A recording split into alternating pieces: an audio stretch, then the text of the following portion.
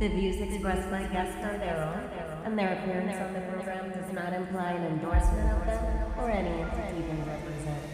Views and opinions expressed by Hotep Jesus are those of Hotep Jesuses and do not necessarily reflect the views of the Hotep Nation or any of its officials. If you have any questions about this disclaimer, please contact our Office of General Counsel via the sheet of the town. And Hotep and them.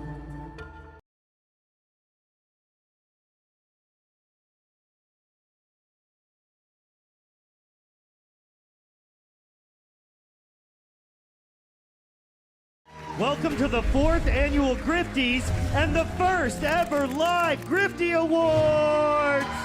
And now for your hosts, Uncle Hotep and Hotep Jesus!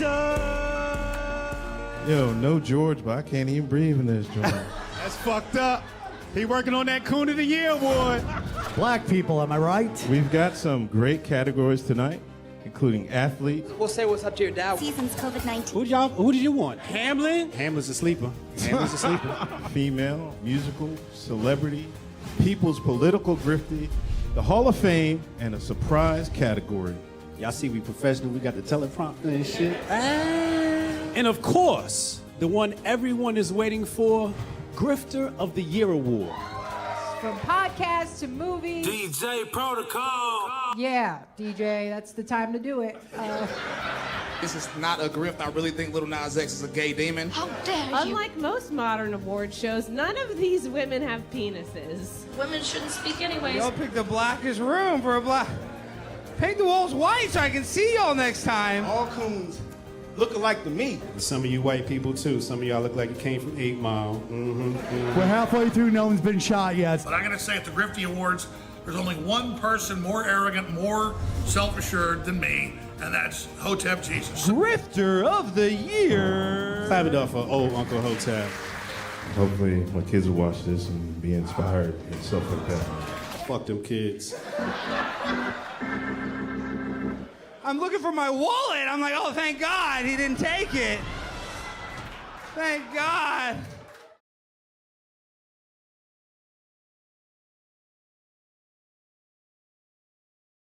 Grifting season just got spicier, and the Grift Report starts right now. 2, 1, boom. Hotep Jesus. Of all the Jesuses I know, he's the Hotepiest. Social scientist and YouTube host, Hotep Jesus. How the fuck do you get a name like Hotep Jesus? The one and only Hotep Jesus. Ryan Sharp, better known to the world as Hotep Jesus. Hotep Jesus. Hotep Jesus. Hotep Jesus. Hotep, you're a genius. HotepJesus.com. Somebody said, what do you think you are, some kind of Hotep Jesus? Ooh, and that's I was good. Just like, ooh, that's sexy. Yes, I do think I'm Hotep Jesus. Good morning, good afternoon, good evening, or good night, depending on where you are in the world. Welcome to the Grift Report, live Monday through Friday, 2 p.m. Eastern. I'm your host, the Grift God. Hotep Jesus. Hotep Jesus. Hotep Jesus. Hotep, you're a genius. HotepJesus.com. Oh, this a real Hotep brother. Hotep to the chat, Hotep to the Hotepistanis. Hotep. What's up, fam? We back. One hell of a weekend. We got a lot of updates. For some reason, I knew this week would be spicy. I thought it'd be because of that Secret Service congressional shit show happening right now, but yeah. Shout out to Scotland. Scotland in the house. Shout out to all my good Scots across the pond. I see you. Jay Pylon in the chat. Welcome, welcome, welcome. Hey, Brian. Hey, you're here. Now you're not. Block. That's the energy we bring in the day, baby. Brian, I don't like you. Get out of here. Justine Ellison, welcome. Welcome. Don't start no shit, won't be no shit. Don't listen. Everybody else got the band hammer and you don't now, so tread lightly. The Diz is in the chat. Knuckle Brew. Pause, just in case. Nas Stewart. Lauren, what up, Lauren? Lauren in the house. DJ Protocol, official DJ of Hotep Con and the Grifties. What up, man? Kelson. Steph Colonel Strong Dad is here. Blunt Step. Did I say Kelson? Well, we got to shout out Kelson twice because he always holds us down. Torian, Angelia. Welcome, welcome, welcome. Gnosis. What up, Lizette?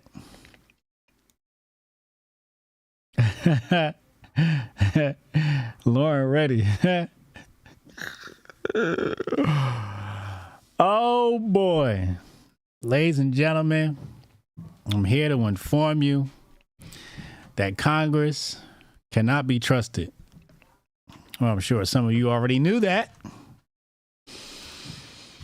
And the hearing is still taking place right now, but I got to be honest with you. I thought about it. I was like, we should stream the hearing. And after listening to it for several hours, I've decided that we're not going to stream it because you're not missing anything.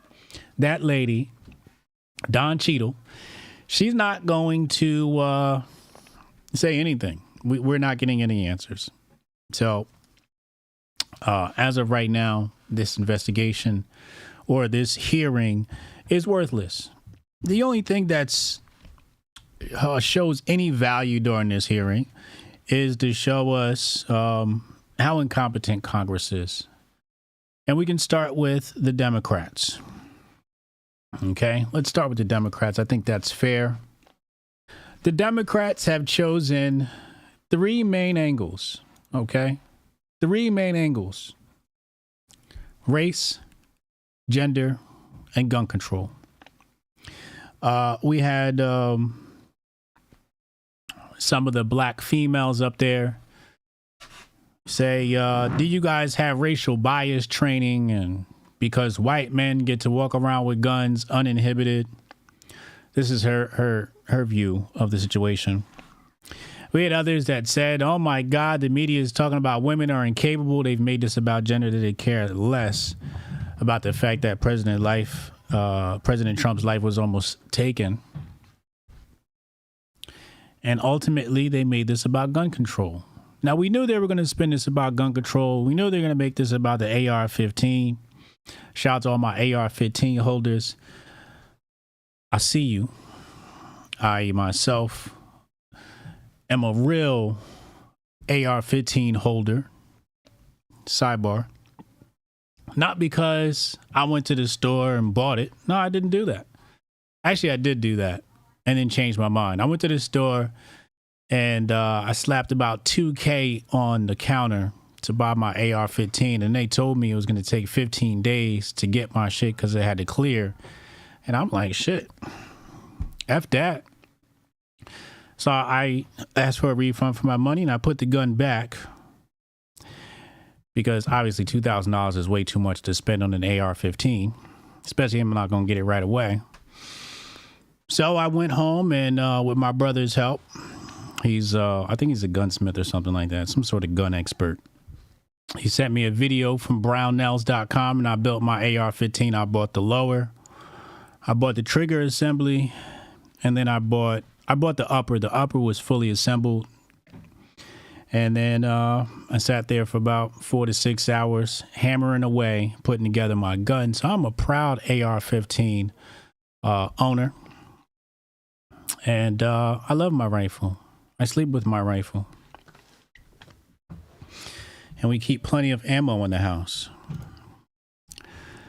But that's neither here nor there. That's just me bragging about my accomplishments. A little bit of ego tripping. Mostly because it was really hard to build that rifle. It was really difficult. Word of advice. Do not build your AR-15 over carpet. Because if you lose that pin, it's about this big. It can barely fit between my fingers. This little teeny tiny pin. I don't even know what the pin's called. I'm such a LARPer. Well, it's going to delay your build. So make sure you build it over flat surfaces only. So that's what they made this about. They made this about my beloved AR-15. Not about lapse in judgment, from everybody on the ground. Between Secret Service and law enforcement, they've made it about the inanimate object, the AR-15. But we expected that. And it goes to show their level of humanity. I think we can secretly indict them for being complicit in the assassination attempt on Donald Trump. Hotep, you're a genius. HotepJesus.com. I think we can honestly say that they're disappointed that the shooter missed. I think they wanted to see Donald Trump lose their life. And that's why they have no remorse and no compassion in this hearing. And they were more compassionate and they were more on the side of Miss Cheadle's side. And I think that's absolutely abhorrent and disgusting. They don't care about life. And they hate Donald Trump that much, which I really just don't understand. I just don't understand. It was the detent pin. That's what it's called. The detent pin. Thank you, Axel. Yes, George, the detent pin. It shoots 5.56 and 2.23. Okay, shoots 5.56 and 2.23. HJ, can you post that website? Yeah, sure. I'll show you right now. You go to I love showing this. Here it is right here. Let's pull this up on your. Oh, actually, hold on. Let me pop that in another screen here. For educational purposes only.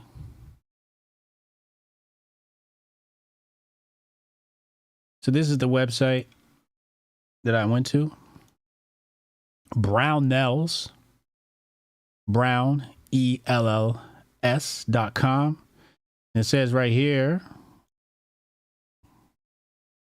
how to build an AR-15, your AR build made easy. And when he said made easy, I'm telling you right now, that shit was not easy. But he did make it easier than it would have been if I was reading some sort of instruction manual. You just go ahead and hit play. Caleb Savant with Brown.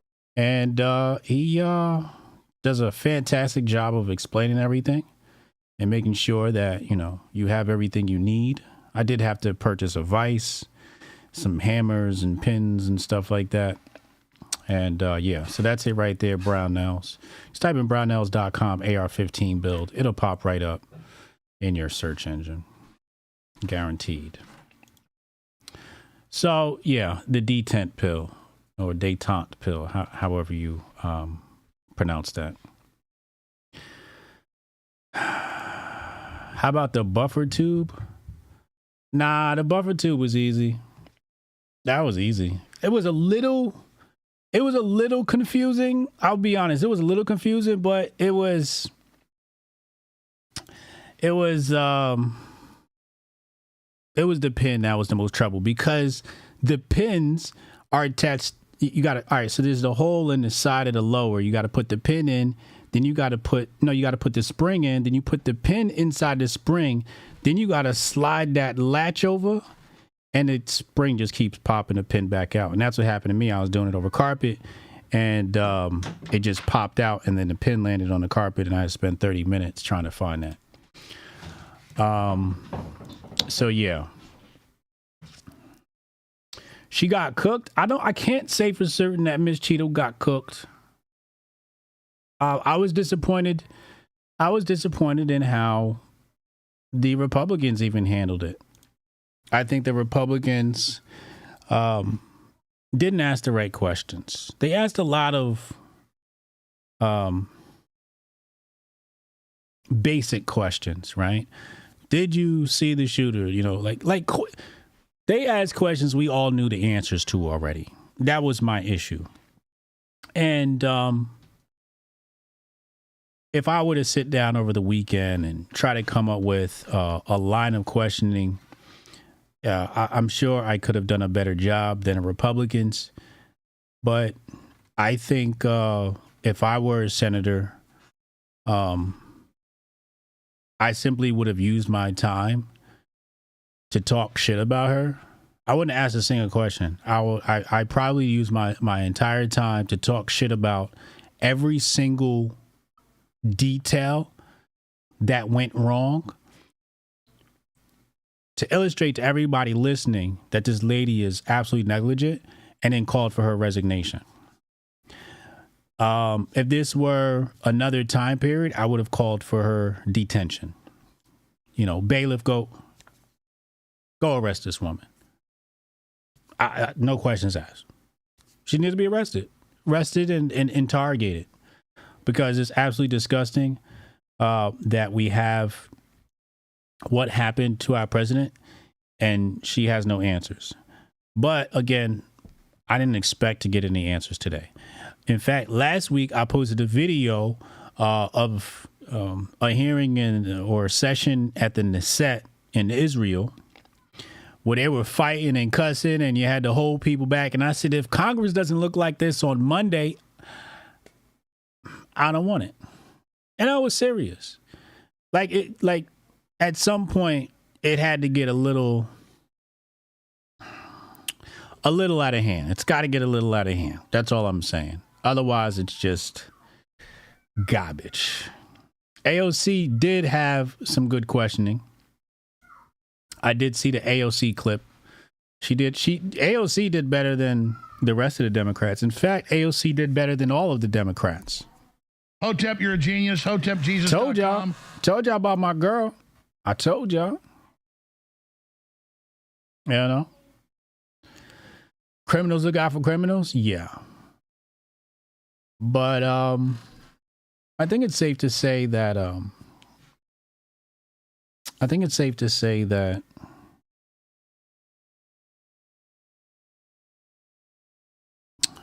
this is an inside job.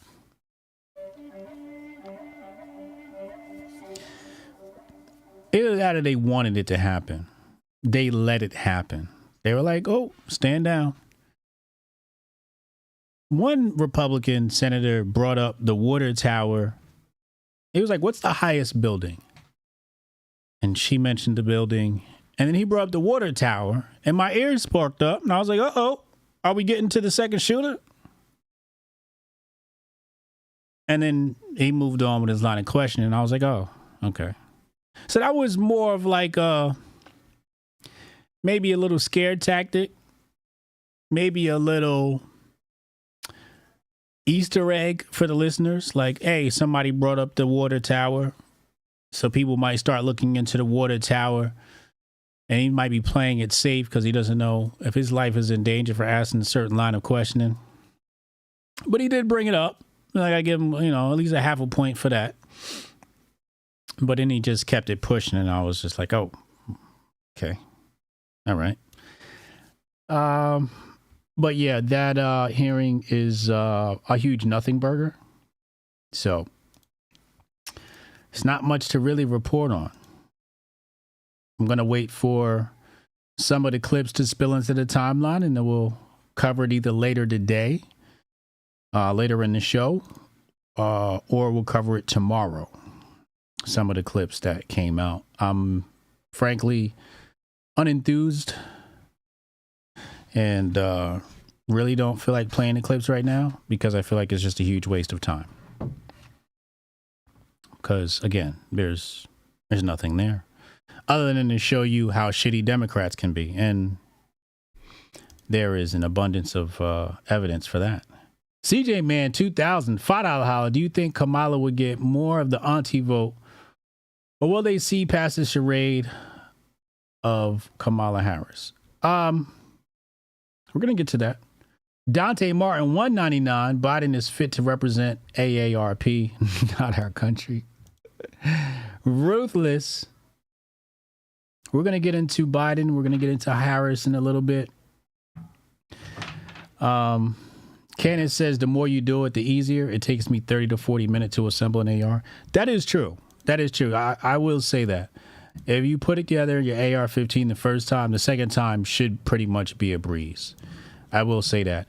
I think for me, I was hammering pins, and I'm like, I don't want to hammer too hard because I don't want to break the pin. And then after a while, the pin wasn't moving, and I was just like, fuck it. Hang, and that shit slid right in there. And I was like, okay, I did need to add a little bit more.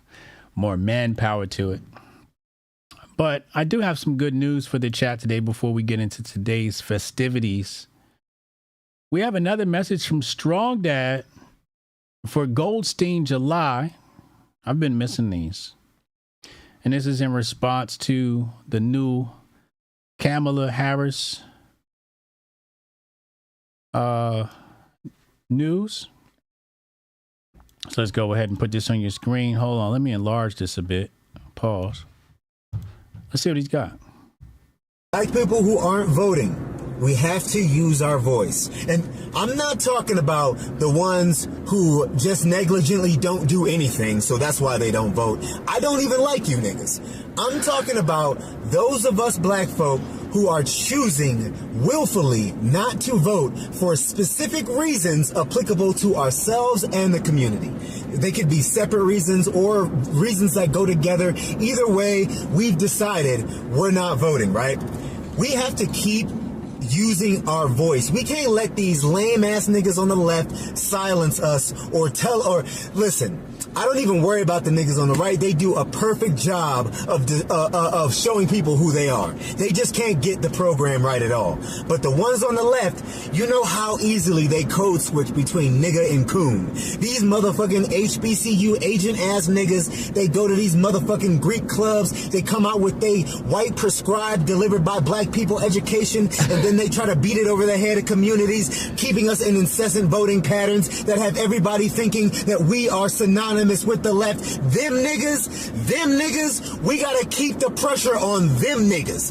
We gotta make sure they don't have a platform to stand on, and every single time they do, every single time one of these coons gets let out they cage by they white massa so they can come and coon out for the left, we have to be the ones to stop that. We got to be right there checking these niggas. You know, I don't like Dr. Umar because he has not gotten anything done.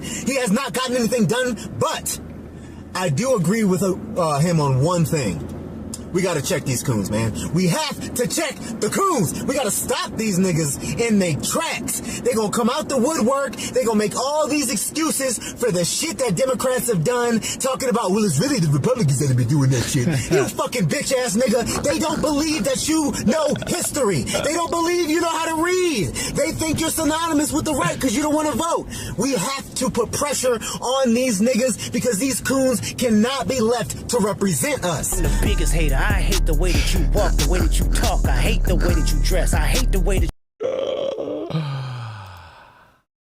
Oh, man.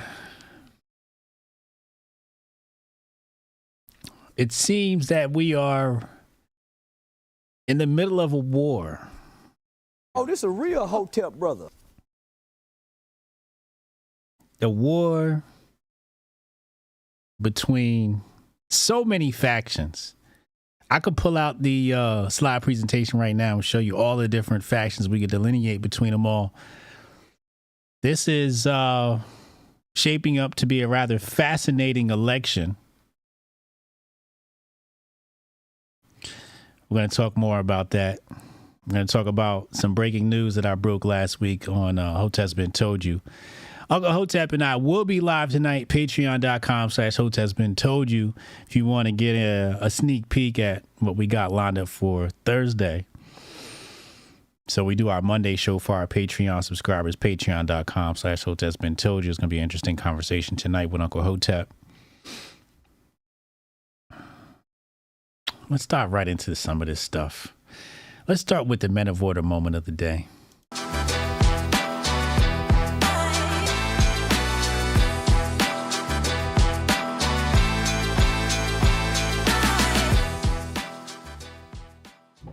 Men of Order moment of the day is brought to you by, of course, menoforder.com. Don't forget to try our flagship product, Apex, a leader in testosterone support. Coupon code Grift Report, 30% off. The link is in the description box below, is on your screen, and you just type in Grift Report, and you'll see your discount at checkout. Also, HotepCon. HotepCon tickets are on sale right now. HotepCon Miami, First 3 years we did Las Vegas. This year we're in Miami. East Coast vibe. Shout out to all my East Coast people coming down and hanging with us. We got Lauren coming out. I seen Strong Dad's in there. Melinda Sis is back for like her fourth Hotep Con. So can't wait to see y'all there. Heather's coming through. So you can use coupon code Grift Report there as well. 10% off Hotep Con tickets with coupon code Grift Report. You sent a second one for Kamala?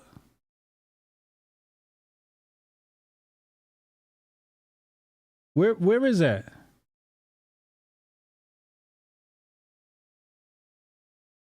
Where is that? I don't see that, Strong Dad. Where did you send that to? Oh, here it is. I see it. Ah, shit. All right, so let's add this. Let's add this to the Grift Report. We're gonna put this. Hold on. We're gonna play this in the top of the next section. We're gonna play this at the top of the next segment. He's gonna talk about Kamala. Lord Jesus. So today's Men of Order moment of the day is brought to you by one of the fine producers of our show. Hotep's been told you. None other than Nerd Nash. Nerd Nash took to Twitter as soon as the news broke that Biden co-signed Kamala. He says, black men get low.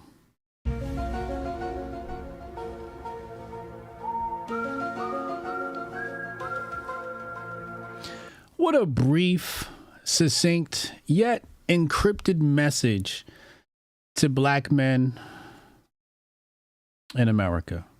And you can see from the engagement, 623,000 views, 886 reposts, 3.5 thousand likes, and 455 bookmarks. That, yes, this message was encrypted. However, we all got the message. Oh, this a real Hotep brother. And man, if this ain't true. It's ugly out here. And in the next segment, I'm going to show you how ugly it has gotten. It's time to go to everybody's favorite segment, Grifter of the Day.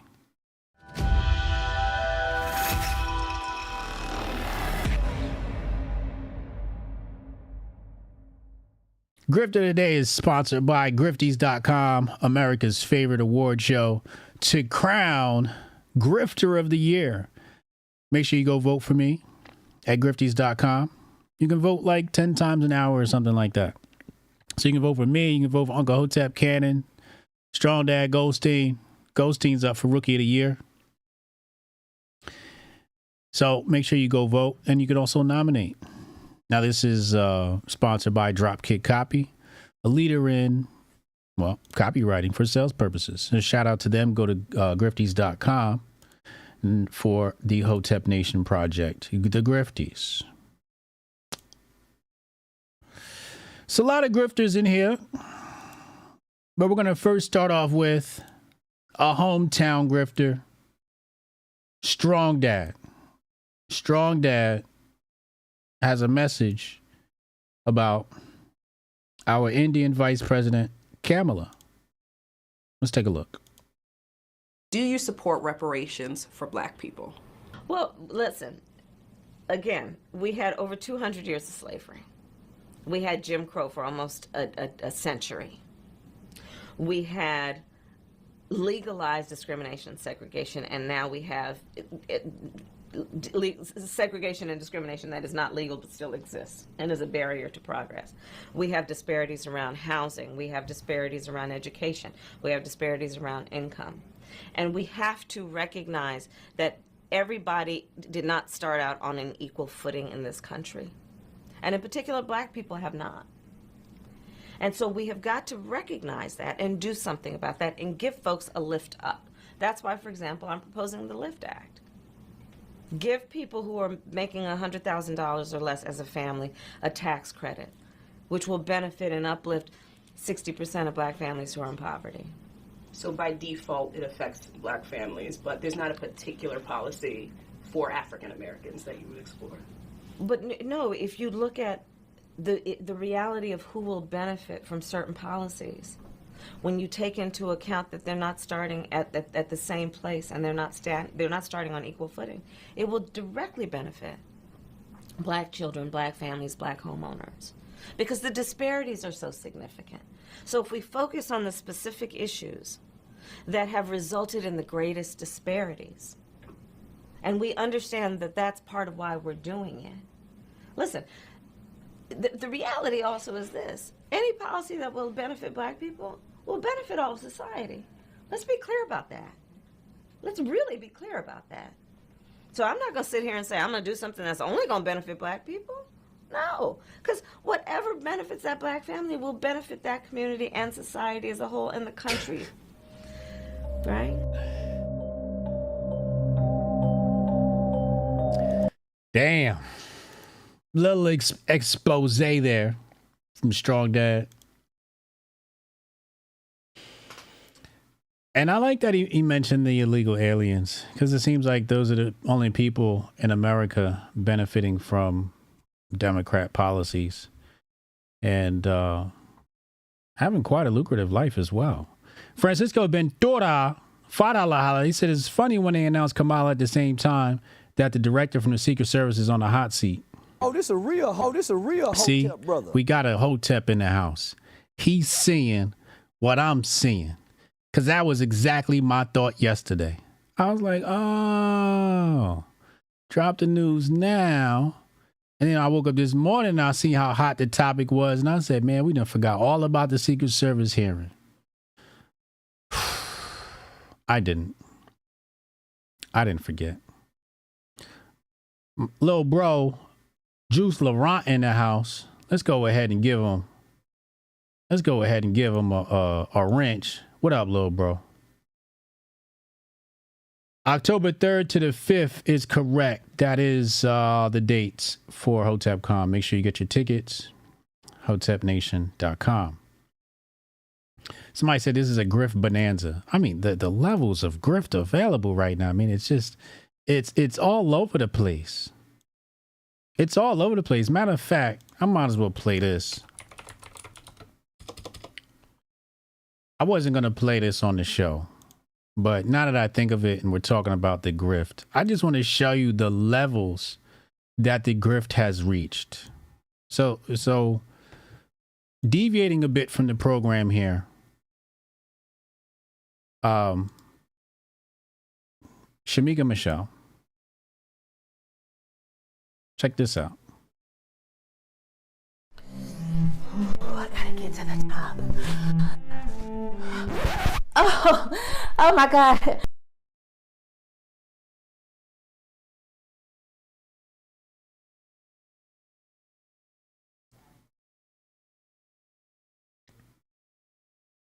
Let's go back.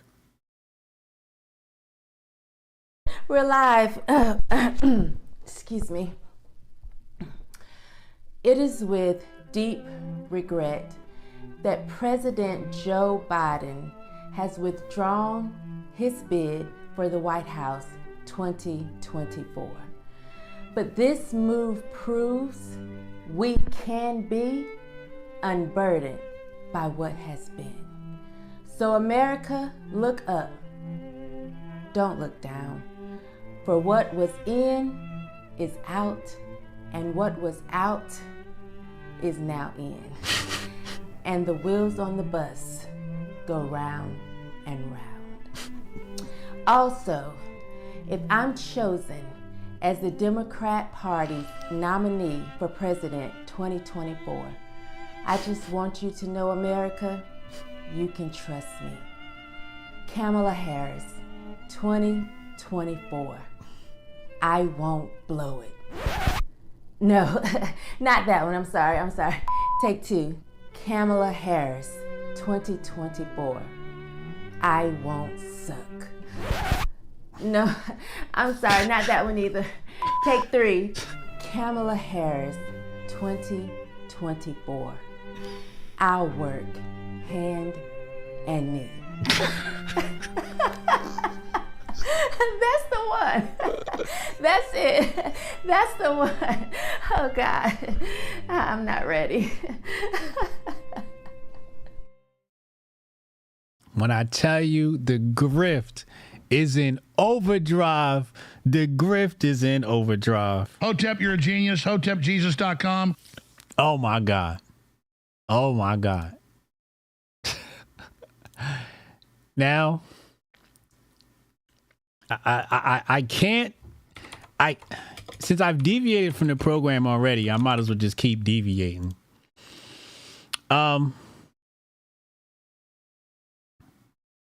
Sonny Johnson's got a space on it right now, actually. Oh, let me see what happens. Absolutely none of it. So basically, you have voted for. All right, I was hoping to hear Sonny going off. I want to show you Sonny's take just to create some balance around this conversation. Give me a second to find it. Okay, so here's one of them. And I think she has a really, balanced take. Here we go. All right, here we go. Let's put this up. She says, you can't call Kamala a whore when Trump is your candidate. The fight will be on morality instead of inflation, and you will lose. Now I get all the parodies and I get all the joking and the ha ha ha ha ha. But she's right. She's right. Y'all playing games. Y'all playing checkers and the Democrats gonna play chess. So y'all keep going out here playing games about, is Kamala black? Is she Indian? Is she a hoe? But you ain't talking about what the voters want to hear. You're not moving the needle on the voters. You're not reminding them of the thing that's going to make them hit them buttons when they go behind that curtain. And Sonny Johnson's absolutely correct. She continues. She says, we started the conversation around morality and economics. Now the election will hinge on morality or economics. This is just amazing. Oh, this a real Hotep brother. It's well said. That's well said. So, the grifters going to get their grift on. They're going to tell their jokes and all of that good stuff. And there's a lane for it. And, we can laugh. Shout out to Rumble. But y'all better take this shit serious. Y'all better take this shit serious. Steph said, turn down the memes. You got to turn down the moral memes and turn up the economic memes. Jay's World said, man, if Kamala wins this election, just deport me at any country. Dog, if Kamala wins this election, you know what I'm going to look like? I'm going to look like Van Jones in the middle of this segment on CNN where he broke into tears. This is what I'm going to look like. Let's go to the tape. The Democratic Party is a family. At the end of the day, this is a family.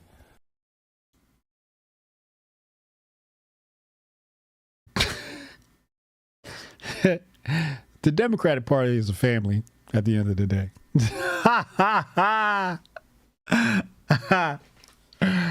Yo.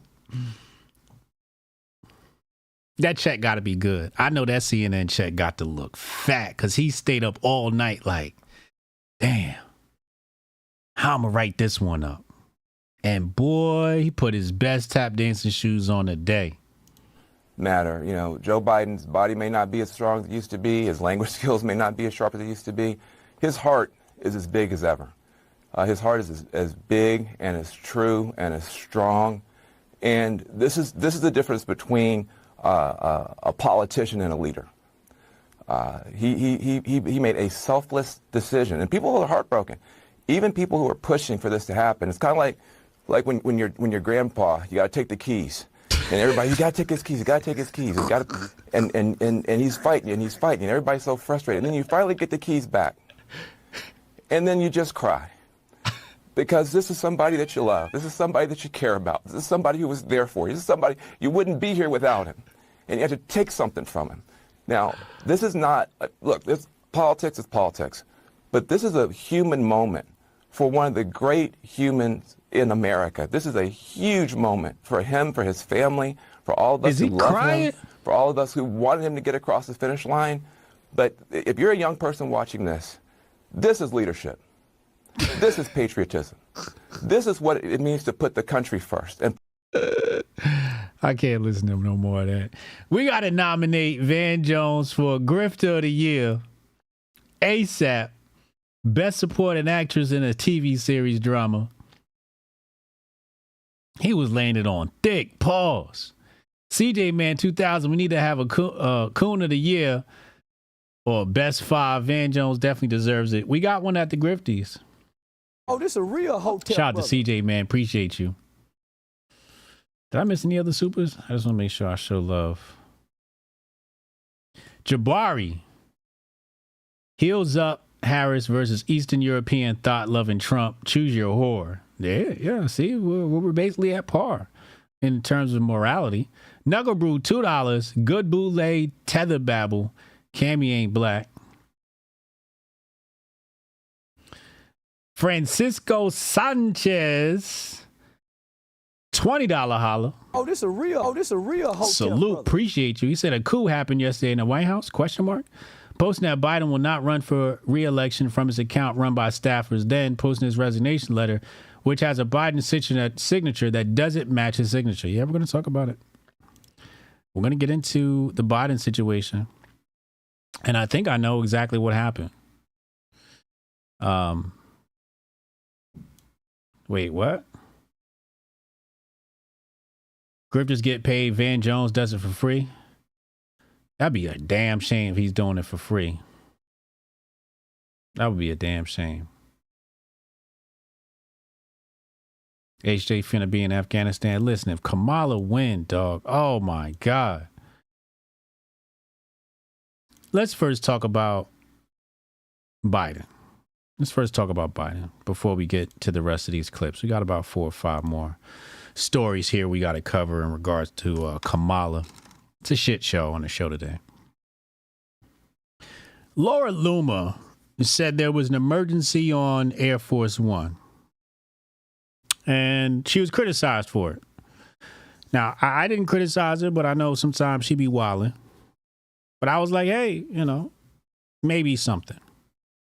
Then I think it was Thursday before the show, before Hotep's been told you, I got a DM from an anonymous source, but a well-trusted source, somebody I know who knows people, slides in my DMs and says to me, spoke to law enforcement, and law enforcement basically revealed that Joe Biden hit his head. And that's why they canceled the rest of his events. And I think it was at that moment that they were like, all right, we can't run this dude because his brain already don't work. And if he fell and cracked his skull. But I do think the Democrats had every intention of dragging the lifeless body of Joe Biden across that finish line. I think they had every intention of doing that. But after that medical emergency, we haven't gotten details in the medical emergency. I know some of y'all haven't gotten that reporting from other news stations, but my source says it was because he fell.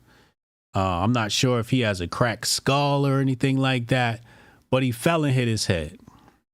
That was the information I received, and they told me with confidence that I can report this. They're like, yo, you can report it, but just keep me anonymous. Now, I promised them I would do that. But I think that's why we got what some are calling the fake letter, right? Saying that the interns that run his account received instructions. It said, hey, look, Biden ain't going to make it. Type it up. Who knows where Biden is? We have no idea where Biden is. Biden might be in a hospital somewhere. He might be in the basement eating ice cream.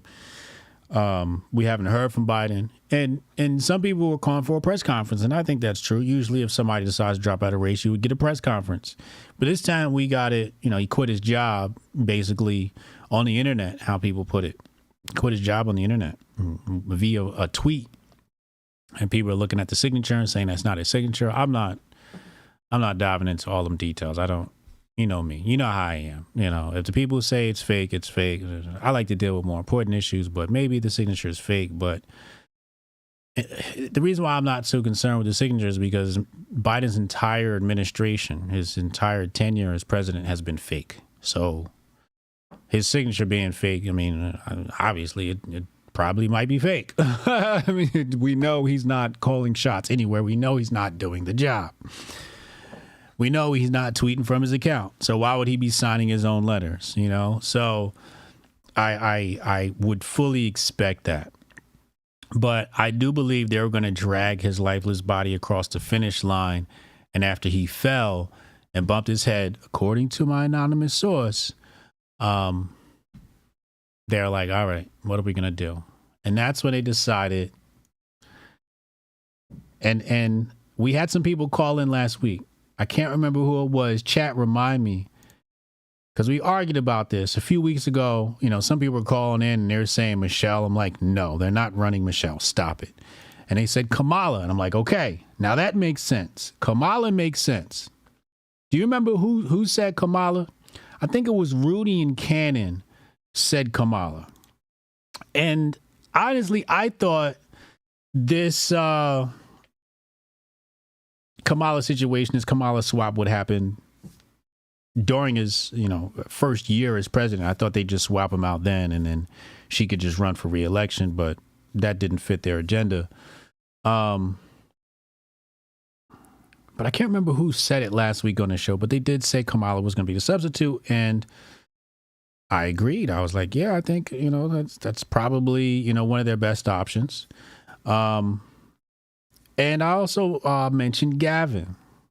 But hindsight is 2020, and I'm like, looking at the timeline, Kamala is definitely a better option than Gavin. Now, the new question is, who's going to be her VP? Who's going to be her running mate? So now it's between Booty Juice and Gavin, right? Yeah, they did say Mike. I'm sorry, they did say Michelle. And I'm like, no, stop it. It's not going to be Michelle. Like, let's be real here. And somebody, who said Kamala? I forget. Somebody said Kamala. But I'm like, Kamala makes more sense, right? And that's what we got to talk about now. Hotep Yatu Save says, I thought Kamala was the only choice since campaign funds raised by Biden's campaign can't be transferred to anyone else but Kamala. That's a good point. That's a good point. So, why is Kamala the substitute? Why is she so dangerous? Well, it's because you said it makes no sense for Gavin to run right now. Yeah, I don't think it makes sense for him. Yeah. So it's because they get to play their wild card. Black women. Let's take a look at this clip. Okay, the fact that I'm even on here looking like this on a Sunday, I just want to say it would take a lot of balls. First of all, remember, she chose to appear in front of the camera looking like a hot mess, according to her own standards. According to her own standards, because to me, she just looks like a normal, fairly attractive woman, right? Like I don't see a mess. I just see a woman lounging in her home, right? This is what women are supposed to look like, right? I don't know what she looks like when she's all done up. Maybe she looks like a freak show or some shit like that, like some of these women do when they throw on the fake eyelashes and makeup and all of that shit. But keep in mind, according to her own standards, she looks a hot mess. So what's more important? What is so important, I should say? What is so important that she risked her ego, her reputation, People seeing her on a Sunday looking normal. What message is that? Let's find out. For somebody to try to stand between Vice President Kamala Harris and the presidency. I want to issue this warning. You do not want it to be black women versus Democrats.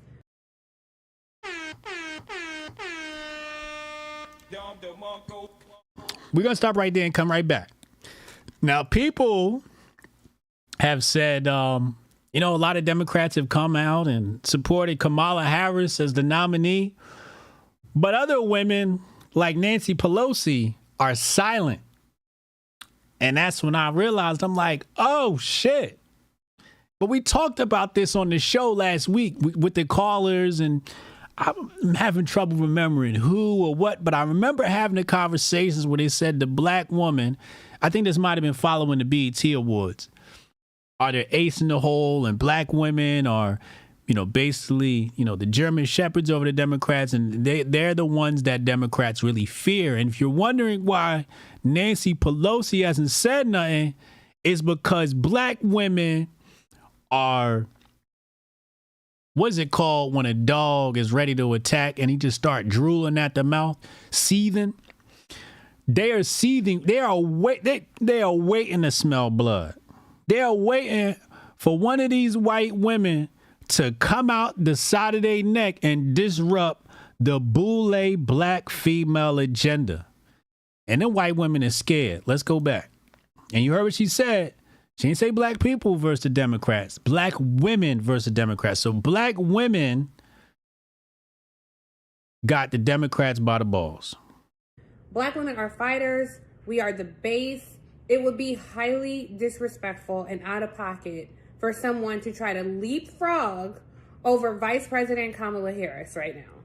And I have to say, most of the black women, I've talked about myself, I have to say most of the black women I know, we are exhausted with everything that we do to uphold this country and are summarily, routinely dismissed. I'm just telling you, buckle up, guys, because it's going to be a long few months until Election Day. Welcome home, y'all. Okay, the fact that I'm even on here. All right. So, we got that. Okay, y'all heard that message. Now we got the other side that's going to break this down. We got a black woman that's going to break down the plot to use black women for the Democratic Party. Let's go to the clip. I like what this woman is saying, by the way, but I didn't watch the full clip. Hey everybody, it's Peggy. D, how you doing? I'm still in the airport. I'm on my way home. I got some breaking news. I'm tired. I'm so tired. I just need rest. I got some breaking news, though. There's a call that was happening now that I got 2 or 3 invites from different people that are not connected with each other. So there's this call going on tonight trying to galvanize black women for Kamala. So that's what's happening. And the call is, let me see, Congresswoman Joyce Beatty from Ohio, Jasmine Crockett from Texas, Congresswoman Jasmine Crockett, and Donna Brazell, who is a political strategist. I know her. I don't know the other 2 congresswomen. I've met Donna a few times, but during the Democratic National Convention and just in different places. But so what they're doing is they said that some states have pledged their delegates to Kamala. This shit is going crazy. The Democrats and liberals are freaking out. This is the epic ending for them. They know it, but they're frailing, trying to do everything they can. So now what they're trying to do is to pull black women. Didn't I tell you they were going to do this shit? They need the black vote badly in order to win. That's why they kept us in a psyop for so long. So that's what's happening.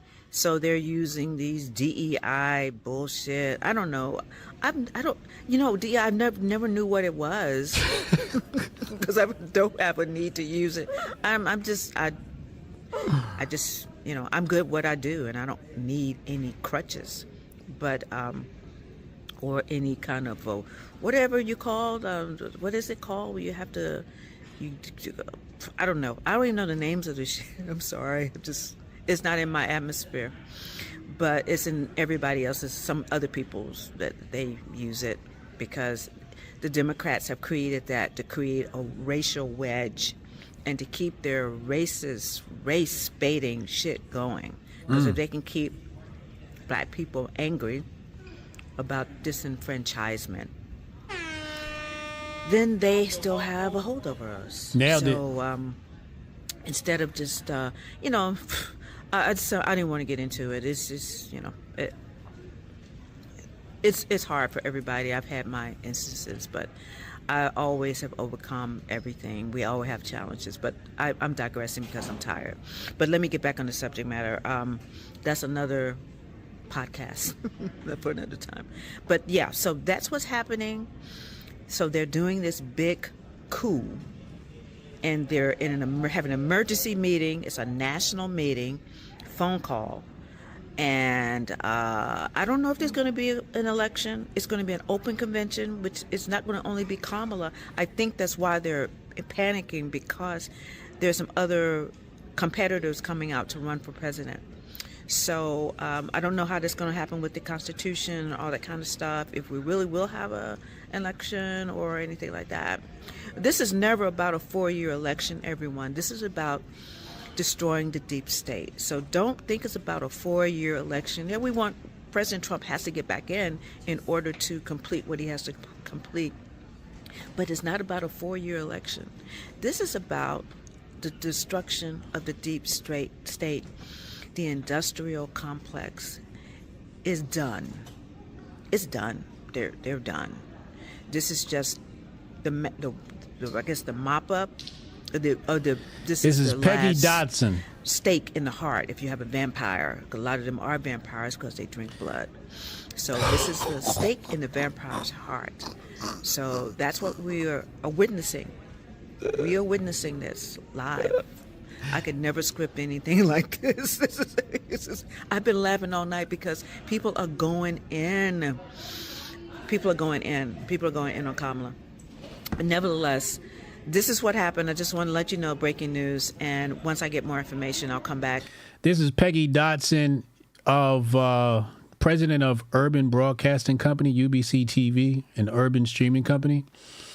Good to see messages like this going out to the quote unquote urban community. So what is the glimmer of hope before we get to some of the attacks on black men here today on the show? Here's what I'm hoping for, and I think what you should all hope for. I sincerely hope this is best case scenario for everyone. White men, white women, black men, black women. For us, the black and white races. The best case scenario for us right now is that the Democrats grab their kahunas and try to challenge Kamala.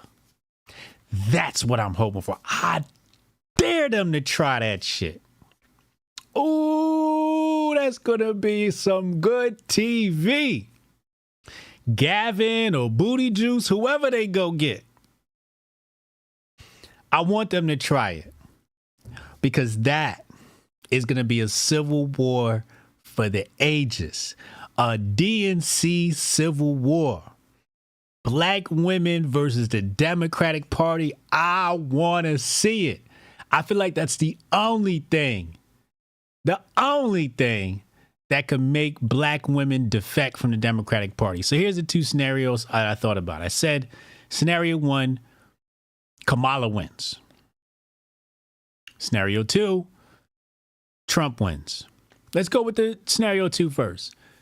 Assume Trump wins. Black women seething, foaming at the mouth. 4 years. They maintain, the Democrats maintain their leash on black women. Okay? or they control. They're like pit bulls, because it's like at some point they might, because they haven't been trained properly, they haven't been treated properly, they lash out at their owner, right? Shout out to all my pit bull owners out there. Scenario 1, Kamala wins. Kamala wins, and the black community doesn't get any tangibles. Democrats get nothing done for black people. Would that create a great awakening for these black women that work so hard for the Democratic Party, saying that they got another 4 years, that would be 8 years in total, and nothing to show for, high, gas prices, et cetera, nothing to show for, nothing specifically for the black community, which he showed in the clip earlier. And I've come to the conclusion that no, it wouldn't work. That would not break the spell. Even if they got another 4 years of Kamala, they'll find some excuse as to why Kamala couldn't get it done. Oh, because really by having this switch in a way, you might see a Republican Senate and a Republican House, maybe. And then what they'll say is the Republican Senate and the Republican House wouldn't let Kamala get anything done, and then the spell doesn't get broken. So I'm saying now, scenario 3, they actually try to challenge Kamala for the nominee. And black women get disillusioned with the Democratic Party, and that breaks the spell. But I don't think the Democrats are going to do that. But I'm just telling you, these are the things we want to hope for. This is where we want to put our energy in the universe for. Democrats, please, I want you to try it. Try it. Please, I want to see the fighting. I want to see some blood.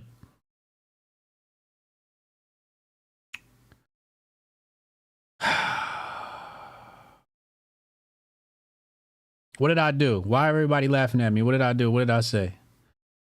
Okay. Let's go to a message to the black men. We got a message to black men. Today's show is going to run a little bit longer than usual because, this is breaking news and we've got to cover it in great detail. You can't just slide past this. So today we have a message to the black man. And I ain't talking about Elijah Muhammad. Dear black men, please remain strong. There's going to be a pressure on us to vote Democratic. Got to stop it right there.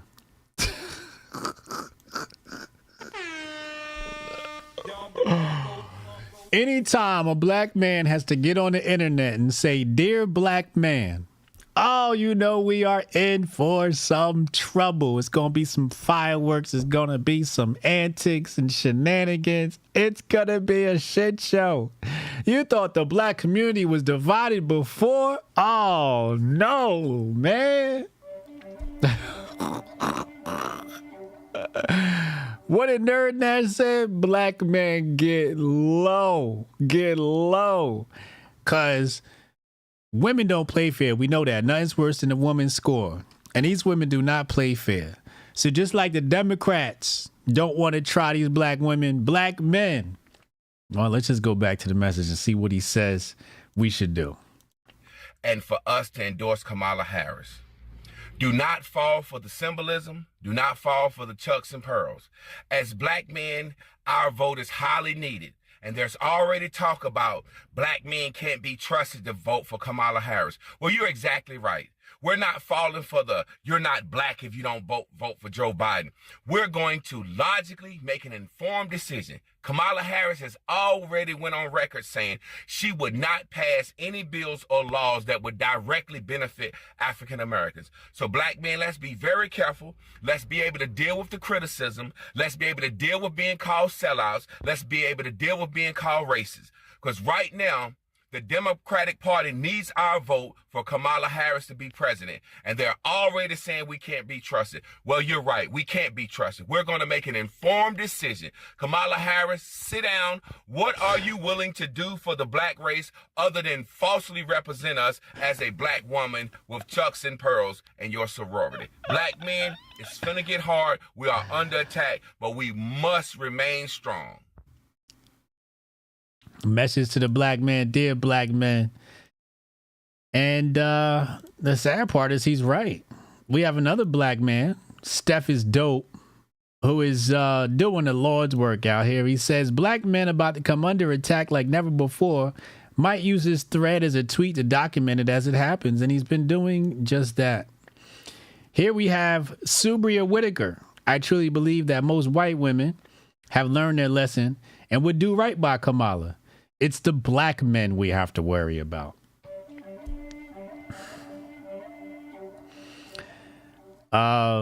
Chanellington. Y'all worried if white liberal women will vote for Kamala, but who we really need to keep our eyes on are black men. Y'all gonna jump me if I say that the biggest demographic I'm worried about is straight black men. Straight black men. I genuinely believe they rather risk it with Trump than allow a black woman like Kamala to represent this country. Here we got the famous trope from Mr. Together. White women aren't the only ones who aren't going to vote for Kamala. Are we forgetting straight black men want to be white? So that trope is circulating profoundly. It's being widespread throughout the internet. Where is it? Dagnammit? Why wouldn't it? Oh, I think because somebody else posted it here. I'm going to show you what it feels like to be a black man in America today. What it feels like to be white adjacent. What it feels like for a black man during the election year 2024. Here it is. Hotep Jesus. Mr. White Adjacent.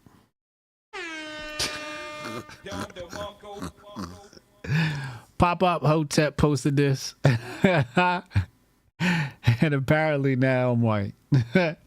So here I am. He even put MAGA on my shirt. How do I look as a white man, y'all? This is crazy.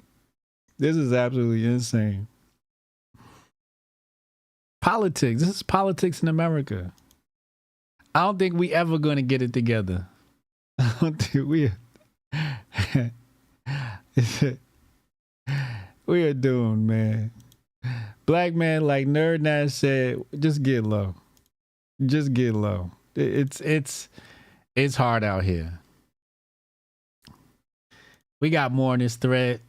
Our biggest vulnerabilities will be straight black men. Notice they always say straight black men. Straight black men and white women. Hillary just endorsed Kamala, but there will still be holdover white women with negative emotions about Kamala being the first woman president and not Hillary. What?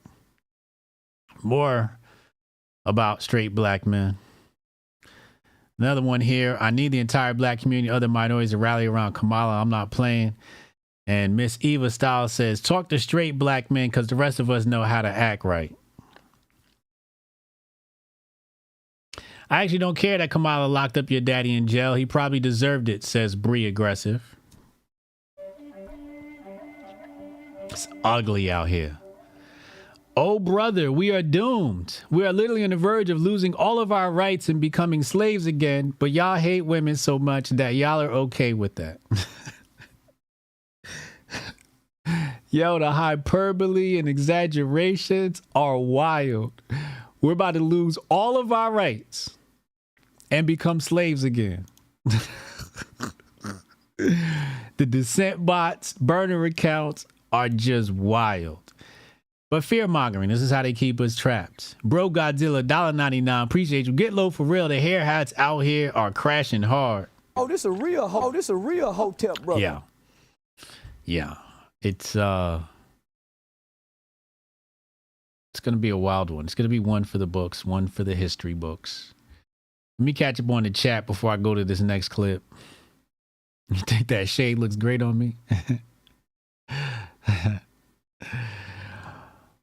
They said I look like Fresh Mike. I gotta do a whole segment. I need a white man filter. Hotep Stein. I need a white man filter. I look like Vibes Cartel. Why Vibes do that, Trish? That's terrible. Vibes went and did that. I look like Tom McDonald. I need a white man filter when I broadcast.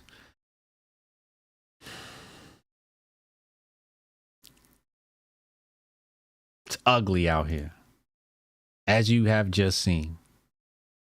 But it gets even uglier. And this one here, this tweet right here, I'm going to have to switch browsers because this individual blocked me after I made some commenting. So give me just a second to pull this up. This is pure comedy I'm about to share with you right here. Hold on a second. I'm going to have to switch browsers. As you can see right there, I'm blocked. So let's go to this browser. Here is the tweet. This is from a black man. Allegedly. I can neither confirm nor deny because you never know. Ishmael Mayhew. He says, I went to a different barbershop. I couldn't book my normal barber who I love yesterday and was devastated. A room full of straight black men. Why do they have to say straight black men? Like, let's just continue. A room full of straight black men celebrating Donald Trump as if he's their favorite NBA live player. Discussing him as if he's funny, polarizing and refreshing, completely negating that he's racist, a rapist, a pedo, and political dictator hopeful. Everything was funny to them. Oh, and they started talking disrespectfully about all women, objectifying and disgracing white women. And one of them dropped the F-bomb about another customer who wasn't there and wanted me to join in their banter of disrespecting women.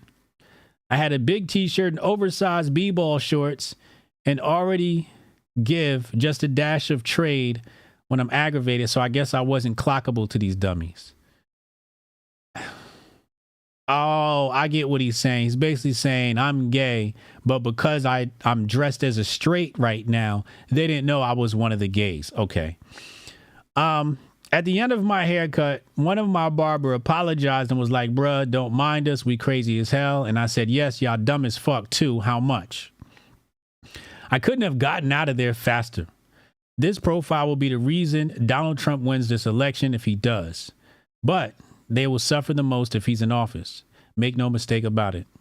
The amount of times I heard, man, Trump, that's my nigga, I could have vomited.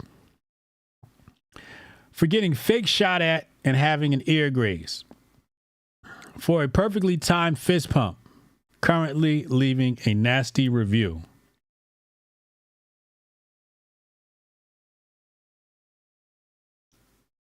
Did he just say he about to go full Karen? On a black barbershop? Oh my God. I'm going to leave a nasty review. I can't believe these black men talk like this in a black barbershop. Nigga. This is the first time you've been to a black barbershop?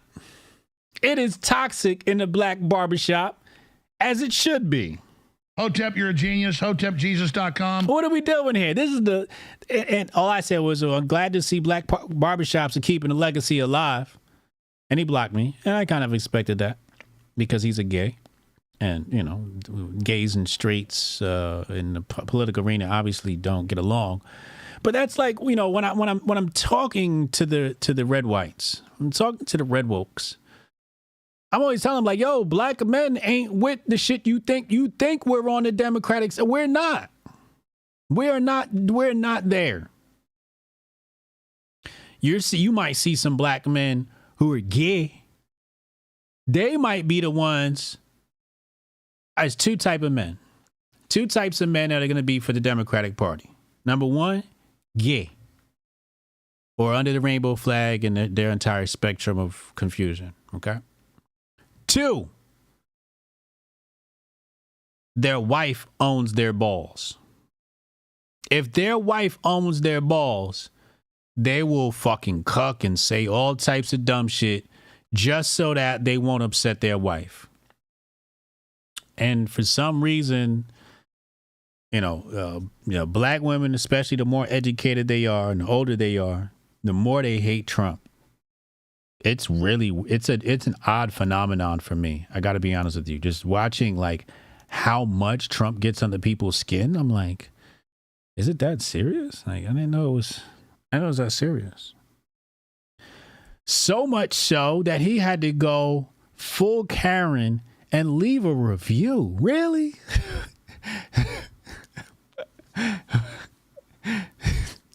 This what we doing? I'm gonna leave it not on how good the hair. How was the haircut, bruh? Was the haircut good?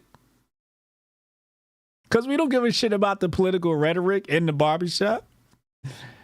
It's the black barbershop. The black barbershop is where you're going to get some wild conversations. And it's the one place, it's like the locker room, right? It's the place where men get to be men, say what's on their mind, argue, cuss each other out, talk shit, and laugh and then leave, you know? Like, it's a hangout. And that's a great culture that black men need to have. It's one of our, as the left calls it, safe spaces. And one gay man comes in and he's entirely disgusted. This is crazy. Willie Handy, $5 holla. Straight black men are cooked. Bro. This is crazy. Jay's World say he was getting his lineup at Supercuts. Like, where was he going? He definitely wasn't going to a black barbershop. That Yelp review was a very white accent. Yes, it was. Thunder Soul said, niggas do not read black barbershop reviews. That's true. We definitely not reading no black barbershop reviews. That is true. Nigga on Google leaving a complaint. Could you imagine that? Could you imagine? Like, what does that review even say? I want to read the review now. What does the review say? I didn't like the disgusting commentary. Like, all you're going to do is endorse the reason why I'm going to go to that barbershop. Like, this is the bad review? They like Trump? All right, fuck it. That's where I'm getting my hair cut. Nasty out here. Absolutely nasty out here. We're about to go to the phone lines in a sec. Text Hotep your name at 202-596-5631. But there's some historical context to this leash that Democrats have over black women. We're going to cover that in the next segment.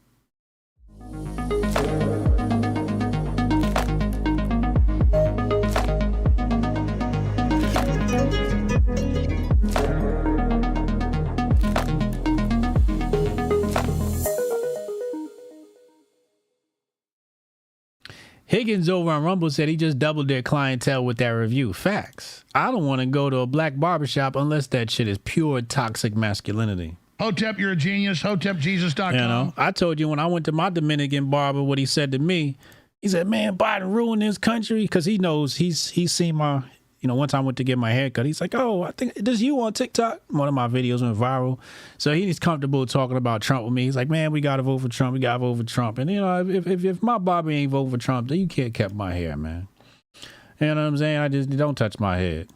You know why? Because you're probably gay. Hotep, you're a genius. HotepJesus.com. Today's Super Dapper Today is brought to you by Super Dap AI. Follow Super Dap AI over on Twitter. That's Super Dap with 2 P's, leader in social-fi. And that's where we'll be congregating in the very near future and pooling our resources. Some people have been saying, you know, why is there so many delays? And I told y'all in January when they announced that they would be releasing this app, and I said there's no way they're meeting that deadline. And I know that because I have an extensive background in app technology. And one thing about technology is it's never easy to get right, especially the type of apparatus that they're trying to build. Like the shit, like Super Dap. Like when I say it's Super Dap, like it's on some super shit. And I'm like, yeah, they're not meeting the deadlines on this. Like, there's no way.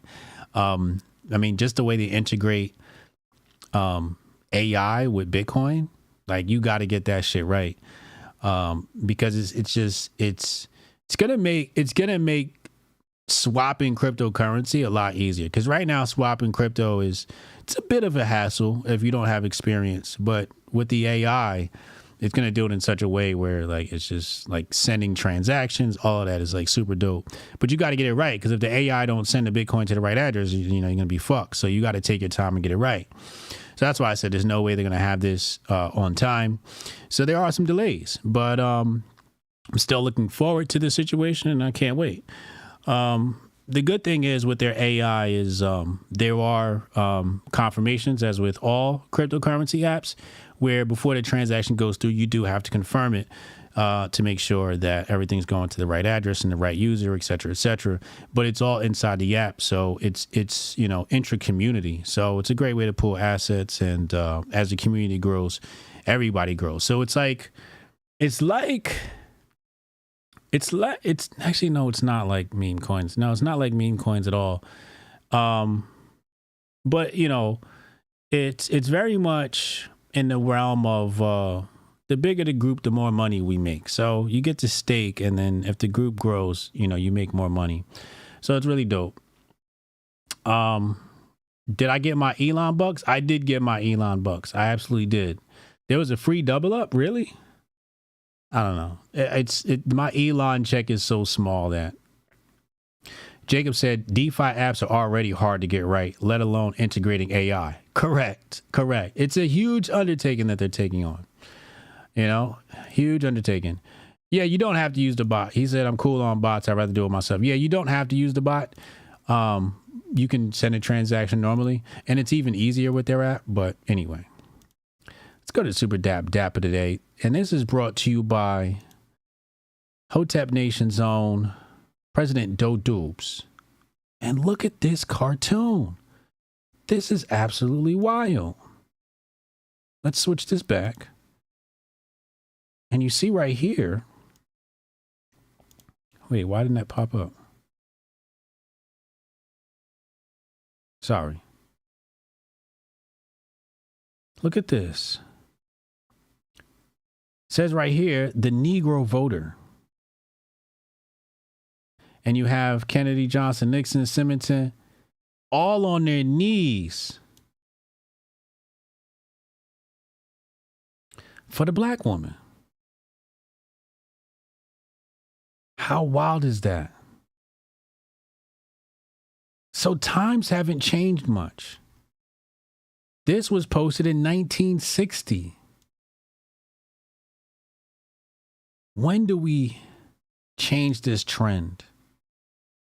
When does this trend begin to change? That's what I'm wondering.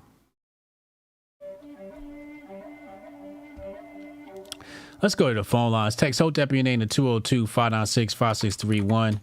And I'll be right back after this short, brief commercial break.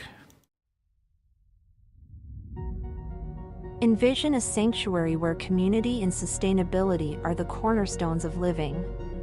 In this haven, every family is able to grow their own food, children flourish through homeschooling tailored to unlock their full potential, and education extends beyond textbooks, instilling self-worth and a deep understanding of the world around them. Here, goodwill isn't just an ideal, it's the essence of daily life, where respect for law and order harmonizes with the community's resourcefulness. This place isn't just a dream, it's a call to action for everyone who believes in a better, more connected way of living. Join us in building a future where each individual's contributions create a tapestry of enduring harmony and prosperity. Join us in Hotepistan.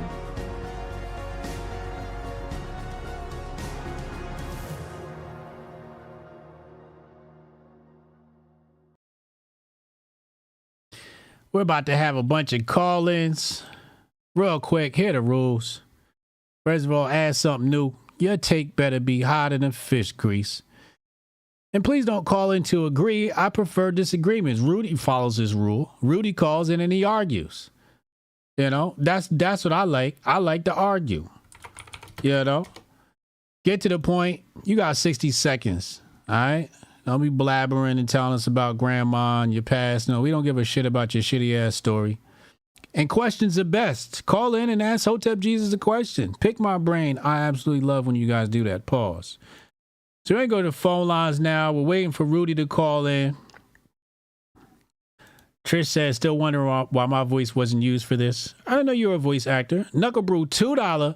Will you be writing a crypto Bible for the layman? No. I gave y'all the Patriot Report.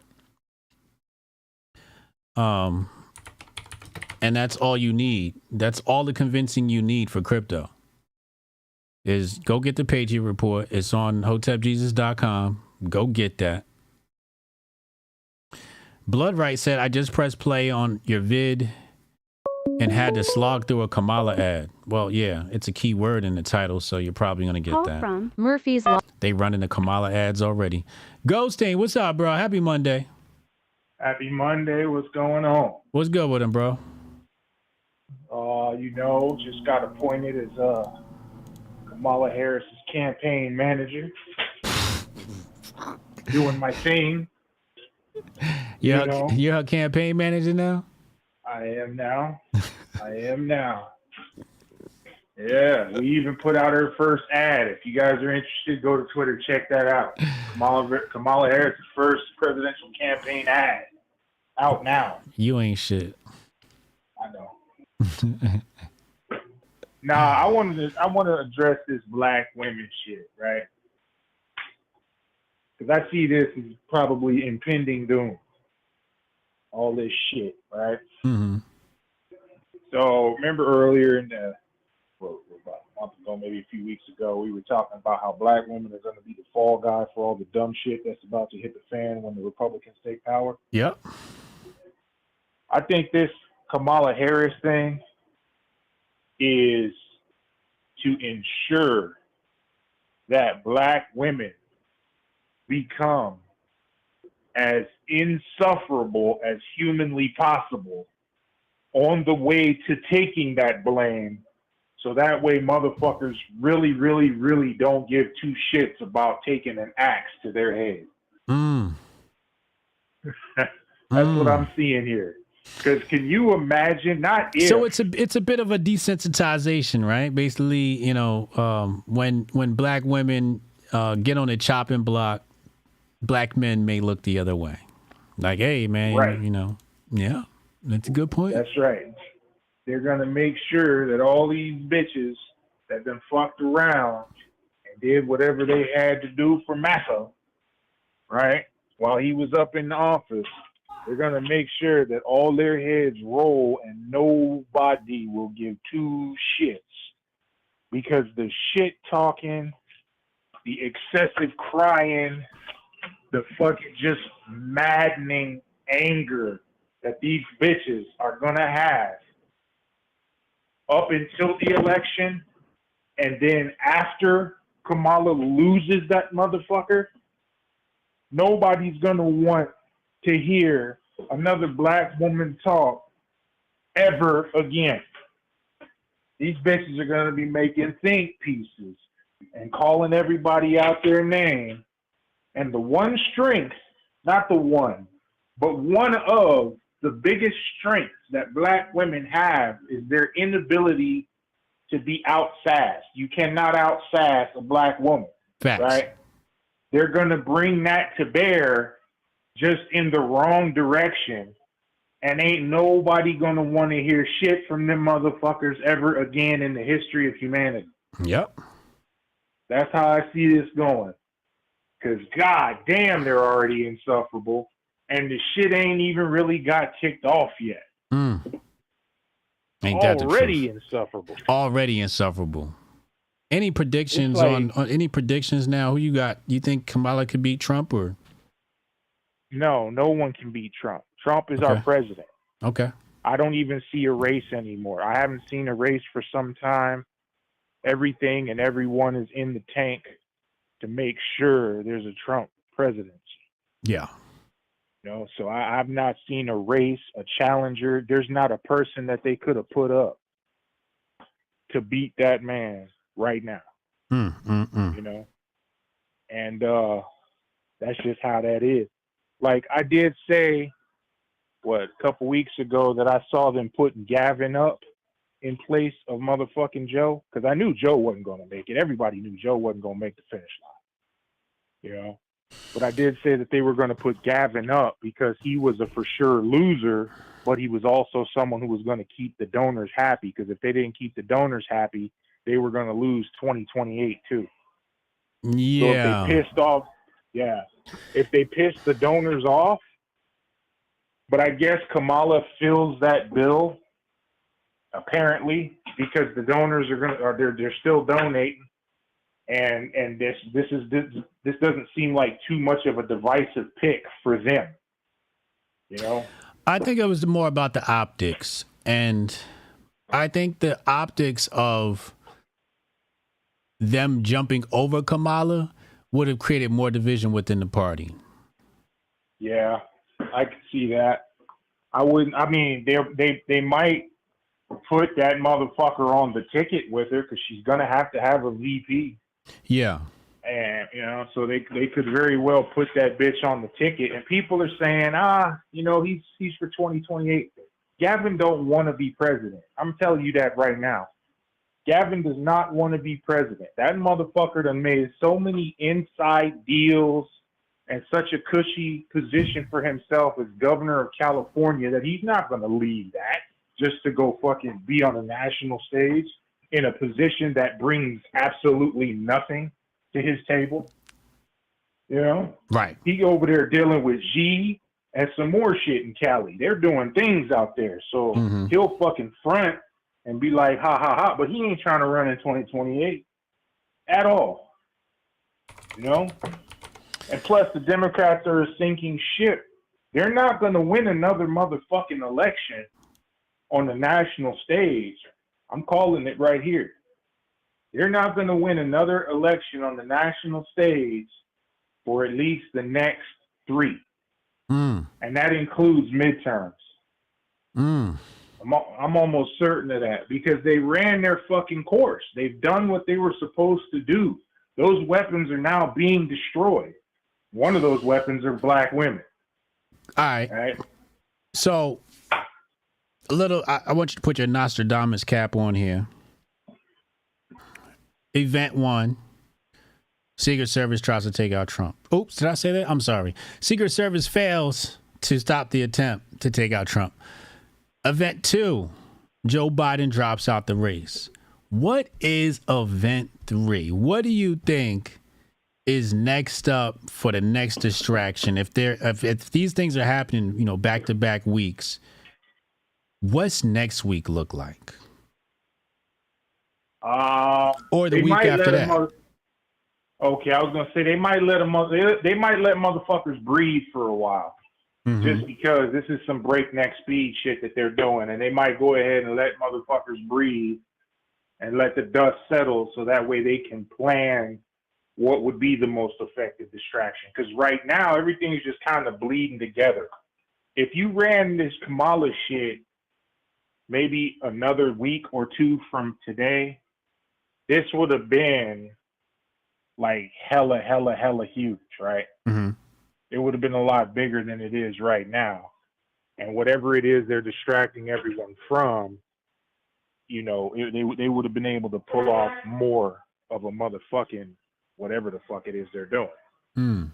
But because everything is running together, everybody's just kind of lost a little bit. Like, well, that's crazy, right? So they might let a motherfucker breathe. But I don't know. Long term, I see another attempt on Trump. But I see this post presidency though. After he takes the White House. Yeah. I see this post presidency, and I see it being far more successful than the last one. Okay. Because man, they're not done with that dude. He's got other things to accomplish. You know. But I don't know, man. I just think that the election and the lead up to the election is going to be more of a distraction than they need for whatever bullshit they're trying to pull in the background. Like, because it's just going to, right now, it seems like they got all the pieces set on the board for just the all out brawl. You got black men against black women. You got black women against white America. You got black men against the Democrats. Everything's set, and it's just, this is exactly how they wanted it. Powder keg conditions. Pure divisiveness across the board. Yeah. They couldn't have drew this up any better. You know who's been quiet though? God thank him for this. What? Who's been quiet on that front? Who? The homos. What you mean? We ain't heard shit from the homos in a while. About what?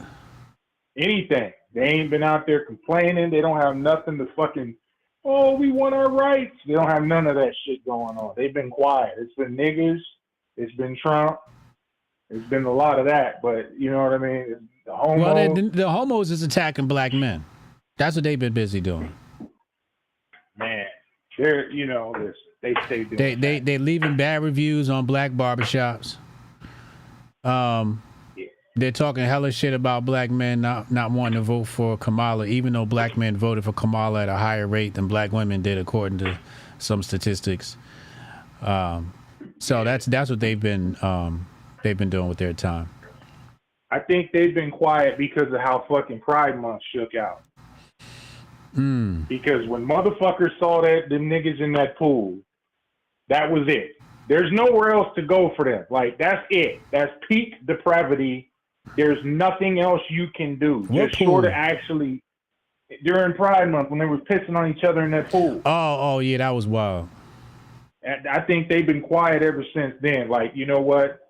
Because that was towards the end of the month. They was probably thinking to themselves, like, you know what? We're just going to chill out a little bit, because that was what the fuck. Yeah. So people are fed up with that shit. And they don't want no smoke right now. Just like, yeah, let's chill. All right. We gonna see. Yes, sir. Hotep and Bill, man. All right, Hotep and Bill. Let's go to JR. We got JR calling in. Let's see what JR's got for us. Let's go to some of the predictions in the chat. The chat has some predictions. Somebody said the Olympics. I said the same thing a few months ago. I'm like, we got to keep our eye on the Olympics. I'm a little fearful for our Olympians.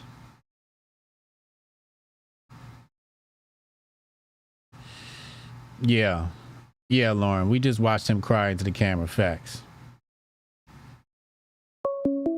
Migrants get frisky. That's a possibility. JR, what's happening, man? Yo, what's going on, Hotep Jesus? What's good, bro? What you got for us today? Man, it was just saying, man, it looks like we getting cooked, like Adrian Broner was saying, man. But yes, we are. I wanted to go into that scenario that you were talking about, the one or two scenarios in reference to the black women thing. Okay, yeah. And I'm like saying the thing with Kamala winning, that like if she doesn't do much of anything, then maybe they'll turn. But even with the scenario that you were talking about, in reference to like the House and the Senate, like we basically had that situation already when we had Obama for 8 years. Correct. That's for starters. Right. So it's like if they weren't broken then, it certainly wouldn't be broken now. On Correct. Exactly. Yep. That's what I was thinking. Yeah. You know. So yeah. So the only thing that could possibly break the spell is, you know, what I'm trying to put into the air is them challenging Kamala's primary. Challenging Kamala's appointee as the nominee. That's what I'm hoping for, and I'm hoping that they choose a white man to do it. Well, I don't know. I mean, she already has a white husband, right? So, right. I mean, maybe you do that, but even with that, you know, I kind of like go into the whole thing in reference to like her history as, you know, of course, the Attorney General and all that stuff in California too. So yeah, if they're able to bypass that, then you know, it won't even matter now, because it's like what was it? Sonny Johnson was talking about. All that stuff about what's going on in the bedroom, all that type of stuff, that really don't matter. They should really just go all policies, and that's pretty much it. Right. You know, but they haven't done it up to this point, so, and I don't know, man. Well, what my thing is, you know, what's going to break the spell that they have, between black women and the Democratic Party? And what I'm saying is, the only thing that could probably come close to breaking that spell is if they try to run a white man in the Democratic Party versus Kamala. I think that is the splinter we need to, you know, maybe break the spell. Yeah, on the primary front. On the primary side, yeah. Now that's our only hope. Now, if she wins, maybe if she has something where it's like an executive order that would benefit like another group, or maybe like another group of women, not black women, then If they do women, they're still gonna have this. That's not gonna break the spell because, that's really what these black boule women want. They want the power. So if she does something for women, they don't. You gotta remember, doing something for black people includes straight black men. So these black boule women, they don't want to see black men win. They think we're white men. They think we're white adjacent. So if they do something for women, they're gonna applaud that. Yeah, it's basically gonna be a win for them. Because of course we're gonna have this. I'm not gonna sit here and say that I can only do something for only black people. No, Right. We ain't gonna have that. So Yeah. that's gonna be a crazy situation on that front, man. Yeah. But that's pretty much what I had, man. All right.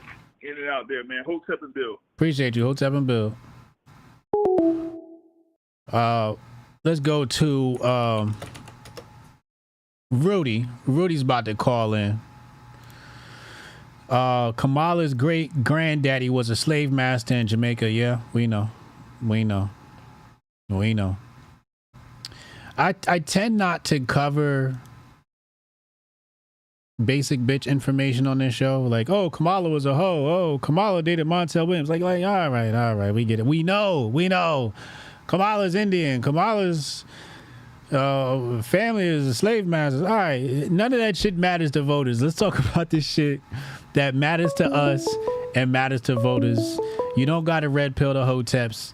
The Hotep pill comes after you've taken the red pill. So if you're coming here with red pill information, you're in the wrong place. Everybody here has taken the red pill. We are the Hotep pill. That's the final pill you got to take. So if you're in here talking about Kamala is a hoe and Kamala is a granddad, you haven't graduated to the Hotep pill yet. Rudy, what's up, bro? The only pill I take is Apex. There you go. That's the real pill. What's going on, brother? How you doing today, man? Hey, life is good, man. So explain to me how a black man on television that has a white wife who claims about racism all the time is crying about a 47-year career criminal, dude. Joe Biden hit us with the busing. Joe Biden hit us with the crime bill. Joe Biden hit us with the credit card companies. You can't declare bankruptcy, gave them all kinds of power. Joe Biden tried to hit us with weapons bans. Joe Biden, and then Van Jones is on TV crying about this is a good American hero, man. Nah, he was a corrupt politician. None of those people up there in D.C. are in there for public service. They're in there to rape and rob you, dude. They're in there to rape and rob you. There you go. Not public servants, they're public racists. And let me tell you something. You black men better fucking vote for Kamala, boy. They're going to cut off all the nookie, dude. All the nookie. None of y'all are going to get laid, man. No vote, no bucket. Either that, or you better go find some pogs, man. You better do what Uncle Hotep did and find you some conservative pogs, man, because them black women ain't giving y'all nothing. Nothing. Shit is crazy, man. Shit is crazy. Man. And listen, her sexual past and all that, man. Like, let's be honest. Like, Sonny's right, man. You can attack this chick's record. You can attack this chick's record from the time she was a prosecutor to the time she was a senator and to the time she was a VP, man. But we're beyond this shit show society of ours is beyond attacking the merits, man. So they're gonna just attack the bullshit. And I'm guilty of that too because I've already said that Kamala's the original superhead, but you know what I'm saying. We're just falling into chaos, man. So yeah, I think Sonny's right on track, right? With her take. We're talking about morality when really economics is what we need to argue about. I mean, Sonny's got too much common sense for the average American, man. Right. You know what I'm saying? But the Hotep pill is the final pill, man. And you ain't getting in the Hotepistan unless you come through the valley, man. So I don't know what to tell you, man. If y'all don't make it through Vets Valley, you can't get in the Hotepistan. Yeah, but listen, Cannon, if he's listening, Cannon was the one that said Michelle Obama, man. I'm the one that said there's no way to getting around Kamala. Right, it was you that said Kamala. Right, I couldn't remember. It was you that said Kamala. Right, yes. Well, I seen that black woman delegate on the Stephen A. Smith show. clicked across my feed, so I clicked on it, and she was like, "We'll blow the party up if they don't put her up, man." Right. So I was like, "Man, they're not. That's their biggest base, man." And You what know did I I'm say? saying? I think mean, I agree with you. I was like, yo, I think, that's their only hope, right? Isn't that what I said or something like that? They had to. They had to, dude. They had. There's no way they're getting around her, man. Yeah, I don't think they're they. getting around. Yeah, it's too much pressure. And then I was listening to a dude talking the other day, man, about how they're punting on this one, man. They're gonna punt on this one, man. They're gonna blow the economy up over the next. I mean, they're gonna sink it, dude, and they're gonna put us in pain. The Republicans are gonna sweep by midterms. They're gonna be like, so much pain is gonna hit this country by the midterms of next year that the Democrats will sweep the House and the Senate one more time, and then by 28, man, it'll be primed up for whatever Democrats ready to step into the lane. So he was basically like, y'all think Trump's, I mean, they rolled him on COVID. That's a hell of a man. take. They rolled him on COVID, dude. I mean, I kind of agree, dude. They rolled him on COVID. They were screaming the economy's going to blow up the first time he got elected. And then he flipped it and turned it good. They rolled him on COVID. You know what I'm saying? They stuck the poison in people's arms. They still got. I was still walking to a 7-Eleven last night to get a bottle of water at the end of my shift, and there's some fucking meathead white kid with titties. Fucking white dude with fat, sloppy white kid with titties. A white man with titties and a mask on, and I'm like, Jesus Christ, man! Like the psyop. I mean, it just. And another thing, I want to address one thing from Friday's show, because I respect Renee. I love his takes. I love his artwork. But Renee, I don't hate Nick Fuentes because he's white pride and white this. I have no problems with white pride and white this. I've always said from the beginning, I don't care if you're proud of your race, as long as you're not racist, as long as you don't hate the next race. I hate Nick Fuentes because he's an undercover faggot who sits on TV telling white men have babies and do this. Dog, you can't fucking be a leader of a movement talking about white men need to have babies and white men need to do this, white men need to go to the gym and white men need to do that if you are a faggot that doesn't do any of the things that you preach. So it's not about him being white, and I don't go hard on white people because I'm trying to prove I'm down with the brown, man. I don't give a fuck what color you are, man. You know me, HJ. Everybody in this chat knows me. I'm the vet. I don't care, man. If you're a Hotep. Yeah, well, I defended you when he made the comments. Yeah, I know. I mean, me and Renee never got to shake hands, but if he met me straight up, he'd understand a little bit more. Like, I go hard on Fuentes because he's leading young white men down a path that he doesn't even walk himself, man. You know what I'm saying? And his rhetoric is full of hate. You know what I'm saying? Love it or hate it. Some of it's have white babies and be proud of your culture and this and that. I'm cool with that. It's the black people, there's a lot of violence in black, not all black people, but most of them are violent, and they'll attack you with no thought. Like, dude, come on, man. That shit ain't nothing but division, man. So that's what drives this. He even said in a recent video, he says, I use fear over here to drive political action. He admitted it. Yeah, dude, listen, man, there's more honest brokers out there, man. There's more honest brokers out there than Nick Fuentes, man.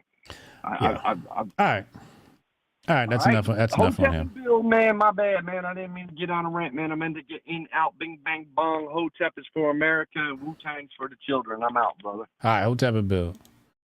Shout out to Rudy. Darion Gallo, $10 holla. That white woman looked like she wanted to laugh in Van Jones' face. Dude is famous for crying on TV. Oh, this a real Hotep brother. That's bad when a white woman gonna laugh at your ass. Trish said Obama didn't even endorse her yet. I think Obama's filming his endorsement video now. You know Obama's going to endorse Kamala. Come on now. You know Obama going to endorse Kamala. Black women going to make him. He can't destroy his legacy now. Axel Foley said, our women want credit so bad for carrying the Dems. We'll take credit for pushing us away too. Slandering us over Kamala doesn't help. What's the goal? Well, think about it like this. They talk about systemic racism, the system of white supremacy, And when you took a look, it turned out to be all the major corporations are leaning to the left, including and especially Silicon Valley. And these are the same people who weren't hiring black people, who practiced discrimination. So when they say that they're, single-handedly holding up the Democratic Party, basically what they're saying is they hate white supremacy, but not enough because they keep upholding it. Hotep, you're a genius. HotepJesus.com. Know Thyself said, for sure, HJ, you called it, the great banking consolidation has to happen under Trump. Yeah, I think the great banking consolidation is going to happen under Trump. I keep saying it and saying it and saying it. And I think he's the only one that could really pull it off. HJ, did that stuff help your tooth? No, I found out it was a piece of popcorn that was like, that skin of the popcorn, it was wedged in my tooth apparently. Because I started digging in there and I finally got something out. I was like, oh, that's that popcorn I just had. So yeah, it hasn't bothered me since. Black Falcon, $5. He says a little something for the collection plate. Great show as always. Thank you, Black Falcon. Oh, this a real Hotep. I appreciate you. Maybe the Clinton cabal wants to take over again, and that doesn't include Obeezy. Maybe, but I don't think the Clinton cabal is going to step up this time around. It'll just add too much confusion and division, and the Democrats are already flailing, so I don't think that'll happen. Let's go to Hotep. No thanks. Hotep. No thanks on the call in. Yo, Trey, hit my line. You said you got an issue with your order. Why'd you? I had you as a under the brand ambassador program. How did your shit get canceled?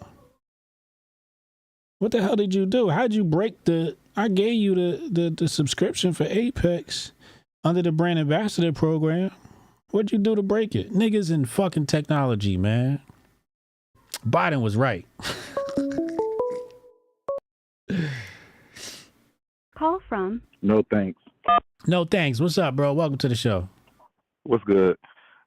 I was thinking that they were going to do this ever since they had her all over the BET Awards, but didn't have Biden call in. Yeah, yep. That was like the telltale sign, because why wouldn't they usually have a Democratic president like they have Barack Obama. Why did they have Biden do a message? Oh, because he's a white man. And it was the BET Awards. And it was what's her name? Taraji P. Henson. Taraji. And they're both sorority sisters, and black women are writing those scripts over there at BET. So, which is why there were all female performers and no male performers, because males aren't making rap music at the same time simultaneously. Yeah. That was another thing too. But if we're going on predictions, do you think they might start ramming shit up in Taiwan? As far as what? Like something like distraction wise, because we need, like, if you're looking for more distractions, like, would the Taiwan thing start? Because they did the same thing when they did the Ukraine. It started coming up and boom, it like popped off. Then they did the Israel thing, boom, it popped off. So you think there might be another situation going for Taiwan now, because China had already stationed their ships and stuff over there, a while ago. Taiwan is China's situation. Great Britain has been trying to keep their stronghold. The West has been trying to keep their stronghold over those Asian nations. We got to just let Taiwan go. I don't think enough Americans care about it. The only thing that would really make us care is if one of our ships were hit, but I don't think they'll use that as a distraction. I mean, they have enough here with Ukraine and Israel alone. And if anything, I think what we'll see is an escalation with Iran, and I'm expecting something along the Iran front. That with America or with something else? America. Because Iran still remains one of the few countries we haven't actually conquered. Doesn't have a Rothschild's bank. Right. Yeah. Exactly. Yeah. Also, too, the IT thing, that was something going. That was more UK, but it trickled over here as well. Do you think they might do something like that over here?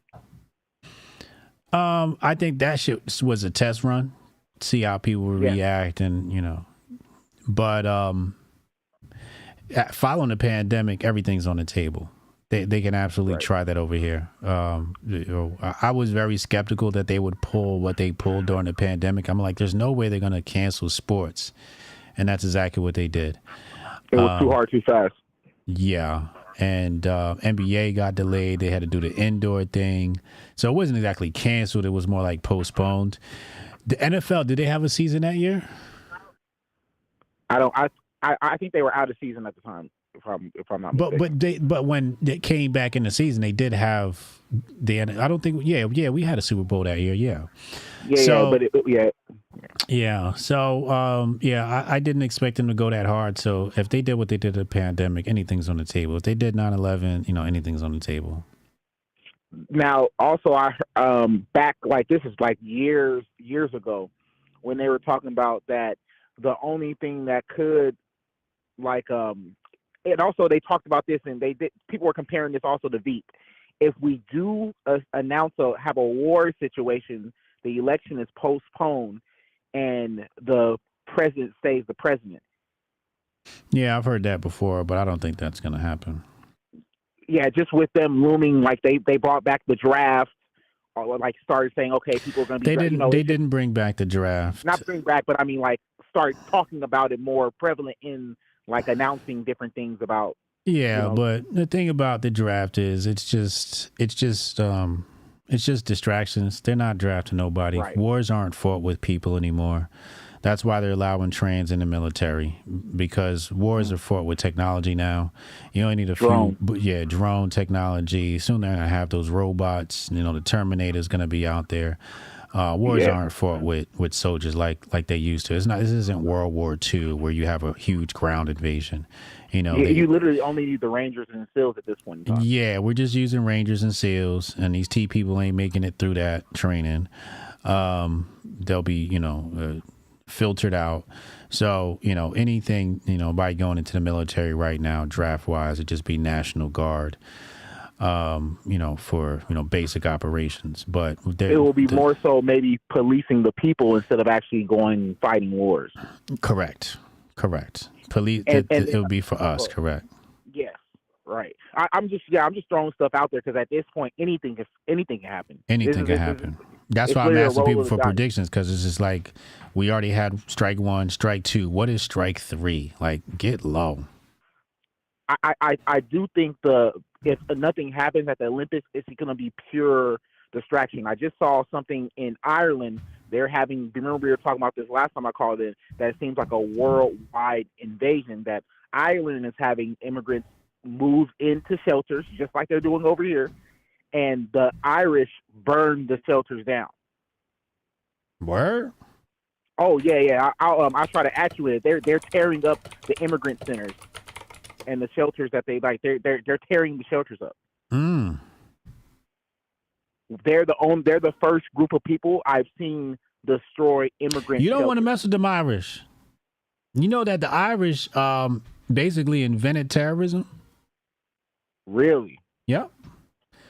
The Irish are, when it comes to terrorism, this is according to the Wikipedia page on terrorism. Irish number 1, Israelis number 2, Arabs number 3. Really? That's in that order according to Wikipedia. Yep. So no, but they're actually, but this goes back to when we were talking about. It seems like a worldwide sublimation of the people in each nation state. Are they Western powers? I was listening to another guy talk about the India and Africa have a up and coming young class of actual workforce, and we don't have the necessary workforce that either wants to do it or it's something weird about our. No, we have it. We have it. What is the situation? They don't want to do it though, or what? Like I'm talking about industrial. No. We have that. We have a working force. The working force has been replaced by illegal immigrants. That's what I'm saying. They're supplementing, say a young African or somebody you can pay for pennies. They're supplementing that workforce over here with the immigrants. They're not supplementing it. They're completely swapping it out. Right. But it seems like they're doing it in almost every Western You know what I'm saying? Stronghold. Correct. France, Ireland, like everywhere. Yeah, Europe's getting hit hardest by this. Yes. Yeah. That's why a lot of black people are talking about how unsafe it is to travel to Europe because they're mistaking us for immigrants. Correct. Yep. Especially in Italy and places like that. Yeah. They saying like American go home and refugees. Yeah, absolutely. They don't even want Americans over there. In Colombia as well, they don't even want tour. It is in Colombia and Spain, two different places where they're saying they don't even want tourists in their places, which means they don't even care about tourist money or anything like that anymore. They're it's almost like this, like they don't know this, but they're stemming on nationalism, and that's a slippery slope. Well, the thing is, the working class is always going to look at the upper class as the issue. The aristocracy is the issue. But as long as you can keep the working class fighting with other working class individuals, basically working class mad at the immigrants, they import them. Number one, when you look at this, you have a working class civil war, right? Number two, you have economic strife, which leads to more need for government. Number three, you have discord, which leads to more need for government. And that's what really this comes down to is, people call it Hegelian dialectic, problem, reaction, solution. So in order to keep government power, they have to keep creating problems. And then I would say fourth is changing the complexion of the society. And I'm not talking about skin color. I'm talking about more culturally, really obfuscating what it means to be an American so that it becomes more of a very broad thing instead of a specific thing. And again, just coming back to, more need for bigger government. Yeah, I'll let you go. And higher police presence. Right. That's one of the greater goals. It goes back to what I was telling you about that movie Elysium. You got to really rewatch it because that's like, if you don't have ne'er-do-wells or people doing bad in the community, you don't need police. If you don't need, and if you don't have problems, like you just said, you don't need government. Right. And they have to keep creating problems because that only big government causes the problem, and state level government will cause the problem, and then they look for big government to go wag their finger at the state and say, no, you can't do that. Correct. So it's an ever evolving cycle. It's almost like some people would say, the falsities in religion, where I'll create the problem, but then also create the solution. I'll patent the disease and patent the vaccine. Yeah. Yeah, but no, it's really nice talking to you. I'll let you go, but I don't know. We'll see something. You gotta watch Idiocracy again. If I don't know if you've seen it, because it's kind of like they were playing side by side, Hulk Hogan and Terry Crews and Idiocracy speaking at the National Republican Convention, and it was kind of scary. Idiocracy. Did I see this? You got to see it. Idiocracy. They Live. No, I never watched this. Elysium. Oh, this the one where they got Terry Crews in here. Yeah, when I see black men dressed like this, I tend not to watch this shit. No. Well, no, that's not the whole entire movie. The whole entire movie is showing that we come to such a dumb state that this is this is how they want us to be super, super duper dumbed down. Right. And we are like, us in this community, or people talking like we're talking, are we are looking like, what the fuck is going on? All right, I'm gonna check it out. It was hard for me to watch because it's like that movie, They Live, and Elysium are like, even if you want to throw Terminator and The Matrix in there too, those are like the top 5 like oh shit movies where I probably might wake somebody up. All right, I'm gonna check it out. All right, have a good one. Hotep and Bill. Hotep and Bill. I'm not going to check it out. Joe Carney's $10 holler. HJ CrowdStrike helped fund the Russian prostitute story. Now they had their power outage the other day. That was a test run. They're going to try to shut down the grid, blame Russia or Iran for World War III. I don't put it past them. I don't put it past them. You definitely need to prepare for anything. Okay. Yeah, y'all keep insisting for me to watch this, man. And the more y'all insist, the more I'm like, man, I ain't watching that shit. I might. I'll probably wait for like one of the homies come through and be like, you ever seen Idiocracy? you know, and be like, nah, all right, let's watch it now. Let's talk to Steph Colonel. Here he is. Let's get Steph Colonel in here. I think Strong Dad tried to debo the line. We're going to get to Strong Dad in a second. Descendant Loki with the $20 holla. Oh, this a real Hotep brother. For anyone interested, John Cullen does a full ballistic breakdown of the Dark Horse podcast with Brett Weinstein of the 3 shooters at the Trump rally. Call from. It's, what'd he say? It's almost 3 hours, but they fully nerd out on every detail worth the time. Yeah, I saw you tag me in that. I gotta be honest with you, I'm not gonna watch it. You know, it's I just, maybe everybody else should. I'm not gonna watch it. I watched a short video the other day where I heard like somebody was doing an audio breakdown of the ballistics, but I'm not gonna watch it because it's like, I don't have any questions about what happened. If I had questions about what happened, like I told you today, if I was in Congress, I don't have any questions for this lady. Arrest her. Like, I know what the fuck happened. I don't need to listen to Brett Weinstein or, you know, I don't need to sit down and listen to 3 hours for somebody to tell me what the fuck I already know happened. I know how this shit happens. Multiple shooters, inject a dude with the MK Ultra. If somebody doesn't believe it, I'm not going to fucking convince them. And I'm sure the podcast is great. And thank you for that recommendation to Senator Loki. And some of y'all need to watch that shit. I suggest some of y'all watch that shit if you're on the fence about it. But I when the event happened, I told y'all to play. When the shit happened Friday, I told y'all it was multiple shooters. I said that Friday with no evidence, just knowing off of previous president how they pull these operations off. I know inside job when I see them. And, yeah, all right. Steph Colonel, what's up, bro? Yo, what up? How's it going, man? What's good, man? Hey, so I think Trish and them brought it up earlier about Obama not giving Kamala the green light effectively. Yeah. But more importantly, should it come from Barack or Michelle? Like, you know what I'm saying? Should it come from, I don't know if it's going to hold more weight per se, but Barack. Yeah, like it's got to come from the president. Got to come from a former president. I mean, Michelle doesn't hurt, but and you'll probably see a Michelle endorsement, and Michelle might, you know, do some, you know, she might do some events with her, and you know, write letters of recommendation, all that shit. But I think Barack is really going to be that guy. Yeah. It would definitely make Loki said he's into ballistics. If you're a guy that's into guns and ballistics, then you should probably watch it. Absolutely. I just don't have 3 hours to spend to hear some shit. What you got? What else you got for us, bro? Also, yo, is Joe Biden even going to make it to November, yo?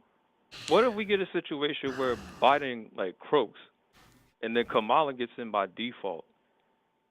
And because this a real Hotep brother. Man. Technically, right, the Democratic Party already is splintered on whether they want to endorse her for a legitimate presidential run. If she gets effectively unelected, right, are they, when I say they, you know really who are we talking about, or the shot call is effectively they just going to run. Are they going to run roughshod over her? Or what about, like, world leaders and stuff like that? If we see Kamala in the seat, who's not going to act up at this point? What do you mean act up? Like I said, like, Russia says, fuck it, we going into Ukraine. We don't give a fuck about NATO and whatever. China takes over Taiwan. Everything. Like, every conflict that could pop off could literally pop off because, remember, It's two things you got to look at. Number one, the Olympics. Number two, Iran. Iran has been sitting on the back burner for a really long time. It was something that was going on and happening. Nobody really pays attention to. But the only thing that could really make people pay attention to Iran is, you know, some sort of, you know, false handkerchief event. they allow some, U.S. ship to get hit by Iran. Iran hits a ship. Now we got to enter war. But I think, number one, we got to keep our eyes on the Olympics. I think that's my biggest concern right now. Yeah. So then after that, then where are we at afterwards? So like, when's the Olympics done? Like next month or something? Let's see the dates. I think it starts in like a couple of weeks. Oh, okay, I thought they were underway already. Let's see. July 26th. So all right, my bad. July 26th. It ends in August 11th. So July 26th to August 11th. So we're days away from this, and it ends on the 11th. So we might get something on the last day. I don't know. But we're days away from the Olympics. All right, and one more thing. Yo, are aunties about to go off to the back of the bus or off the bus? And what do you when mean? I say that, I'm gonna tell you, I'm gonna give you some perspective. Last week, I get off at I'm downtown Newark in Broaden Market. Okay. I see an auntie out there with the table, and she has a sign up there that says illegal immigrants can vote. Now this is an auntie outside. I guess she's running for some kind of office somewhere in Jersey or whatever. But she has a whole table on Broaden Market Street with all the normally the majority of black people. What we got to do is, this is why I say there's got to be some separation, okay? And this is why I'm very specific in my speech, and I always tell people be right and exact when you speak. And I always say it's two types of black women. You got black women and you got the boule. Yep. You got your university blacks. That falls under boule. The university boule blacks who live in white neighborhoods are going to rock with the Democrats. But the black women who are actually in the muck, who are in, like you said, this is Broaden Market in Newark, New Jersey. If anybody is feeling the effects of illegal immigration, it's the people on the ground. Jasmine Crockett, she's not feeling the effects of illegal immigration. If she was, she'd be singing a different tune. But the people on the ground, these black women you're seeing on the ground, that's why I'm very specific. Boule black women, and I try not to say all black women. I try to say boule and university black women, because the black women on the ground are bucking against this system and warning people and saying like, yo, we dead ass can't even get access to our local community center, our YMCA, whatever it may be, local programs, funding, housing. Everything is just getting shuffled around now, and black people are getting put to the back of the bus. So we're seeing a surge. It's going to be auntie versus auntie, and this is going to be, something that's going to be epic, but we won't see it. You'll have to, like you said, you'll have to be in Newark and see it on the ground to witness, because they're not going to put OG auntie on TV. They're not, they're not going to put her on the screen. Yeah. And also too, I think someone was saying about opportunities are getting swiped from black folks left and right. That's really what I meant to say, is the opportunity, not necessarily the job, but even the information as far as how to get into the market is getting withheld. You know what I'm saying? Yeah. Because I ain't gonna hold you. I ain't never seen, even in Newark, I ain't never seen so many Hispanics like west of the Iron They're Bound, everywhere. like ever. They're everywhere. Like ever, yo. Yeah. Like it's wild. Yeah. But that's all I got, bro. Hotep and Build, and I'll holler at you, and I'll definitely see you at Hotep Con. All right, Hotep and Build. See you at Hotep Con. Hotep Con tickets on sale right now. Coupon code Grift Report 10% off.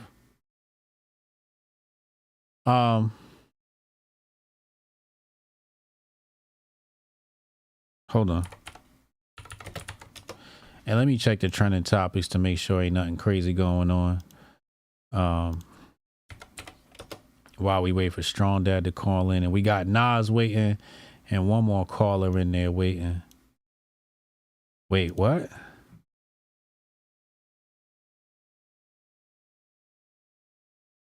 Trying to get illegal immigrants to register to vote for Donald Trump. Illegals for Trump. Joe Biden, he dropped out of the race. Joe Biden's basically dead. Donald Trump is going to do more for illegal immigrants than Joe Biden has ever done. We want to register illegal aliens to vote in the upcoming election. Oh, yeah. No. Donald Trump's going to help Latinos and help Mexicans this time. I promise. You like Joe Biden? You like Joe Biden? He likes Joe Biden. ¿Cuánto cuesta la firma? Trump. We're getting signatures right here. Yes. Illegals are Trump. So tomorrow, what we're going to do is we're going to have a bus here. We're going to take you guys all to the voting center. You're going to vote. Then we're going to, we can't say it on camera, but we're going to, a little money in the pocket. Trump 2024, Manana. We're getting in the car. And we're going to pay you money. Yes. All you need to do is vote. See you manana. Thank you. This guy's awesome. Donald Trump 2024! Yo, something wrong with him. Yo, something wrong with Alex Stein. We gotta get him checked out. Strong Dad, what's up, bro? What up? What happened with your account? Huh? You breaking up? What'd you say? Nope. Yeah, you sent me an email. Something wrong with your account. Yeah. No. I sent you an email. So I 2 tickets instead of 1 ticket. For Hotep Con. Yeah. Where I am, the fucking mountains. It's crazy up here. What'd you hit? You hit buy twice or something like that? So it said my shit didn't process. So I was like, oh shit. All right, let me make sure I get the ticket because I couldn't get it. Yeah. And so I bought it again, but then when I was checking my shit this morning, because I was just gonna pay it off, then I saw it was charged twice, so it did process. But I only got 1 ticket. That doesn't that's weird. Your bank said you got charged twice? Yes, it's got 2 charges on there, and I got the receipt. Oh yeah, I do see 2 charges here for you. Yeah, but the first time I also, because of where I was, pressed download, it said download completed ticket, and I couldn't get back to that screen. It didn't actually download. So more technology. You know what I'm saying? All right, so we gotta figure out how to refund that. I'll try and figure out how to refund it because I tried to do refunds before and I don't know how to do refunds on this. Because technically we don't do refunds, but we'll get you. I could just PayPal you the money back. Just send me your PayPal. I could PayPal you the money back. Where? Yeah. I'm gonna say, man, I'm worried about Simone Biles. Yeah, I'm concerned for athletes. He's a black woman, and people got a short enough memory that they won't remember her coming at her black man. Saying, rewrite the whole story, get some sympathy. I don't know. I actually was looking at the Olympics. That's actually the only thing I had to say. Huh? Wait, what? Your phone fucked up, bro. We gotta go to the next caller. Let's talk to Nas. But he agrees. Yeah, he's concerned for Simone Biles. I'm definitely generally concerned for all of the athletes out there because, they're going to, but, I don't want to put bad information, bad vibes out in the air. But, yeah, this software doesn't allow me to process refunds. But I can do a manual refund. Call from Nas. Yo, what's up, AJ? What up, bro? Chilling, man. Hotep to the chat and everybody. Yes, sir. Well, this. All right. I'm trying to wrap my head around this, right? So, when Kamala got picked as VP, a lot of people ain't like her from off Jump Street, right? Right. But the VP is there for reasons. We know that. The main reason is something never happened to the president. So, I mean, her not getting a nomination, as far as the Democrats not giving a nomination, is crazy, right? I mean, you can't deny somebody VP pick, but it's just crazy. It's just crazy to me. And then it just make me fast forward, right, to this JD Vance guy. Like, what if something happened to Trump? Like, do we really want to leave it in JD Vance's hands? Do we know enough about him? You know what I'm saying? This a real Hotep brother. I just don't get it. You know what I'm saying? I mean, is this an attempt on his life, and you go pick JD Vance to run the country if something happened to you? Nah, that don't sit right. That don't sit right for me. You know. You know, the other interesting thing about JD Vance is his juxtaposition to Kamala. He's got an Indian wife.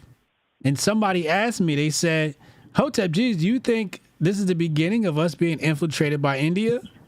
And my answer to that is absolutely. Hotep, you're a genius. Hotep, in fact, in order to understand that, you got to go look at the history of British of the British invasion of India and the relationship between Britain and India, and how Britain is the reason why they were even educated. Like, for example, when we look at somebody like Mahatma Gandhi, right? They try to say a lot of things about Mahatma Gandhi, but Mahatma Gandhi was educated in Great Britain.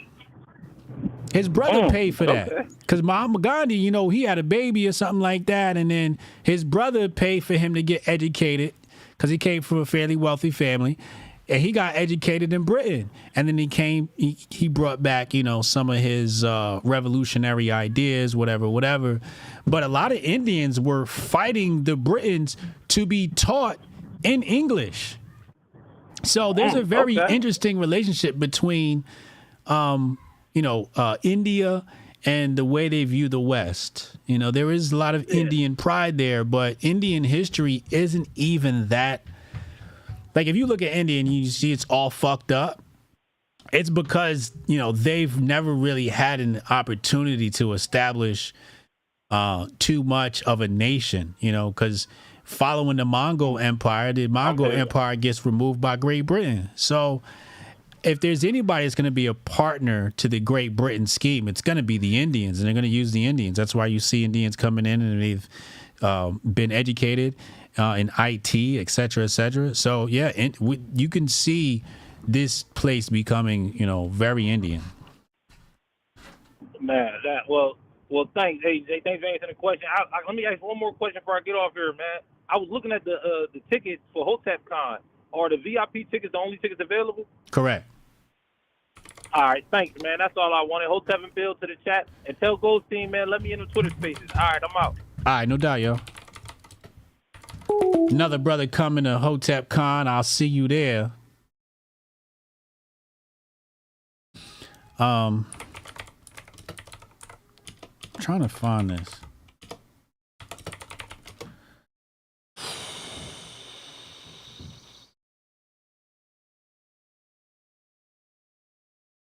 So look at this right here. And I don't know how true, you can't trust the. Wait, where the AI? Oh, there it is.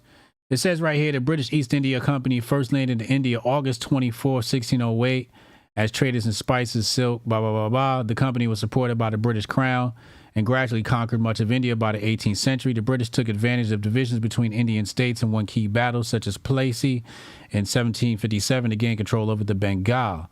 Oh, wait, it didn't say. Here it goes right here. The British landed in India, blah, blah, blah. While India has a rich recorded history going back 4,000 years to the Indus Valley civilization, blah, blah, blah, blah. Britain had no indigenous written language until the 9th century, almost 3,000 years after India. So there's a lot to be said about language, because these people had their own language, but when Britain started to colonize India, one of the mandates was to be taught in English, which is very interesting. It's like, yo, you got a 3,000-year head start on language and you want somebody else's language. And, they started building up schools. So India was educated by the Western world, as many of us were. Somebody said Kamala. You mean Kabbalah? Oh, man. Oh, this a real Hotep brother. Kofi's is on tight. Did I miss anybody?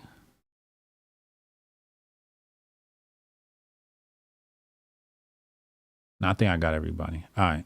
Phone lines closed. Phone lines closed. Can I geek out for about 8 minutes here and show y'all this information? Let me see if I can find it. All right, here we go.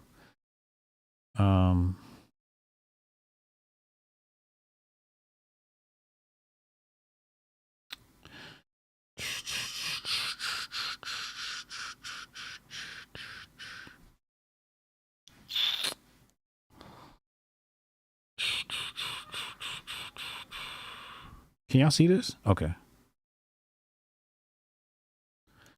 Hold on, let me see if I can find it. Wow, there's no mention of it here. Wow, interesting. I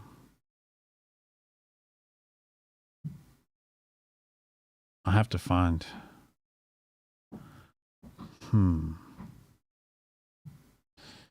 Let's go to Mahatma Gandhi.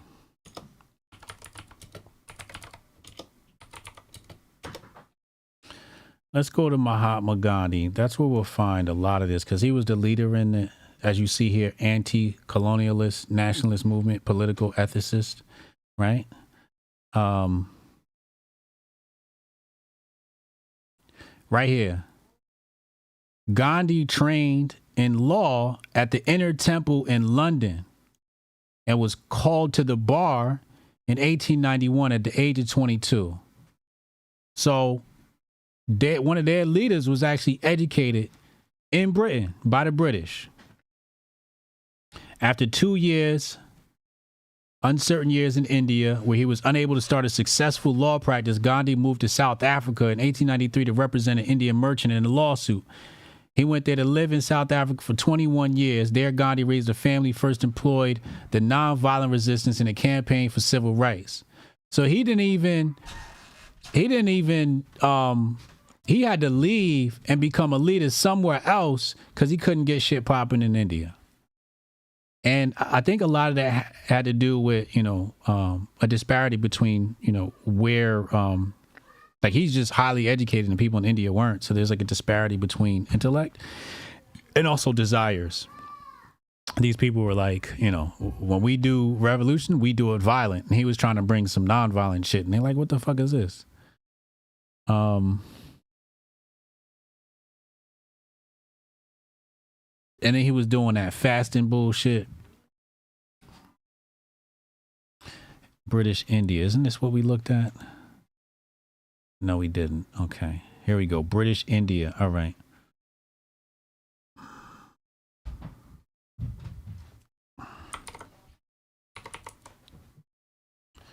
All right. Let me see here.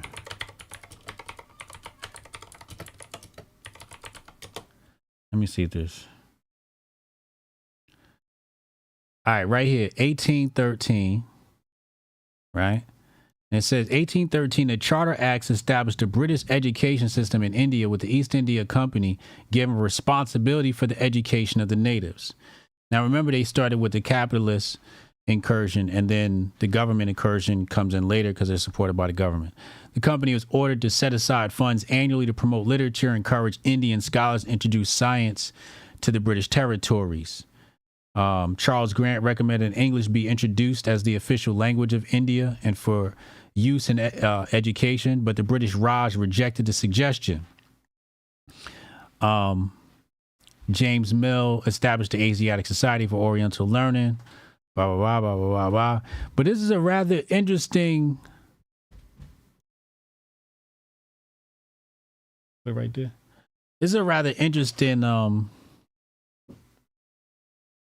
because we had, Vance and Kamala. I started like looking into this shit.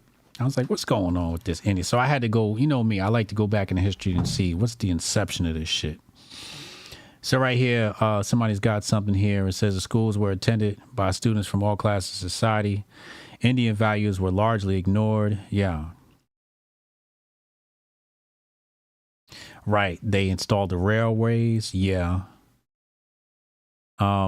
Another thing, they took over their economic system. Let me say their import-export business was taken over as well.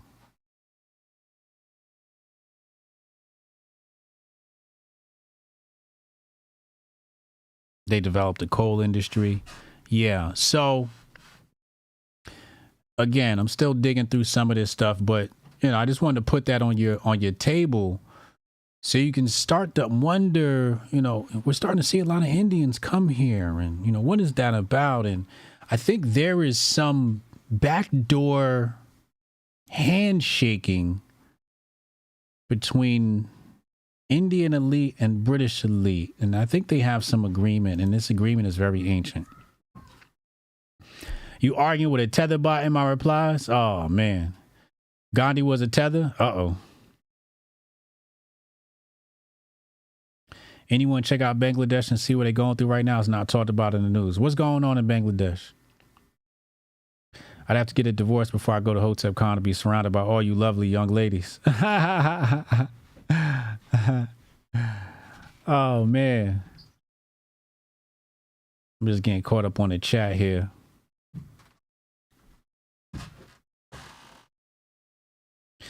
No, Cesar Rhodes went to India to get the gems there too, and educated the Indians to be service and management class to the Brits. Correct. This is all Rose Milner Group stuff. Correct. We talked about this before. Yeah. Google is outsourcing tech jobs to India. Correct. Lauren said, I'm learning to make Indian food right now. I'm going to get me a Patel and be HJ's next door neighbor. This a real Hotep brother. Everybody gonna be shacked up with an Indian. They're gonna be the new upper class, man, and they're gonna be the new Brahmins. Thanks for bringing this up, Hotep. Been thinking about the same thing for years. Yeah, I've been looking at it. I'm like, yo. Because the thing is, we got Kamala, who's an Indian, right? And at first I was like, wait, we don't have a diversity. We don't have a DEI hire to combat JD Vance. And that's when I was like, oh, we do. JD Vance's wife is Vivek. So I'm like, we kind of do. You can't play the brown card.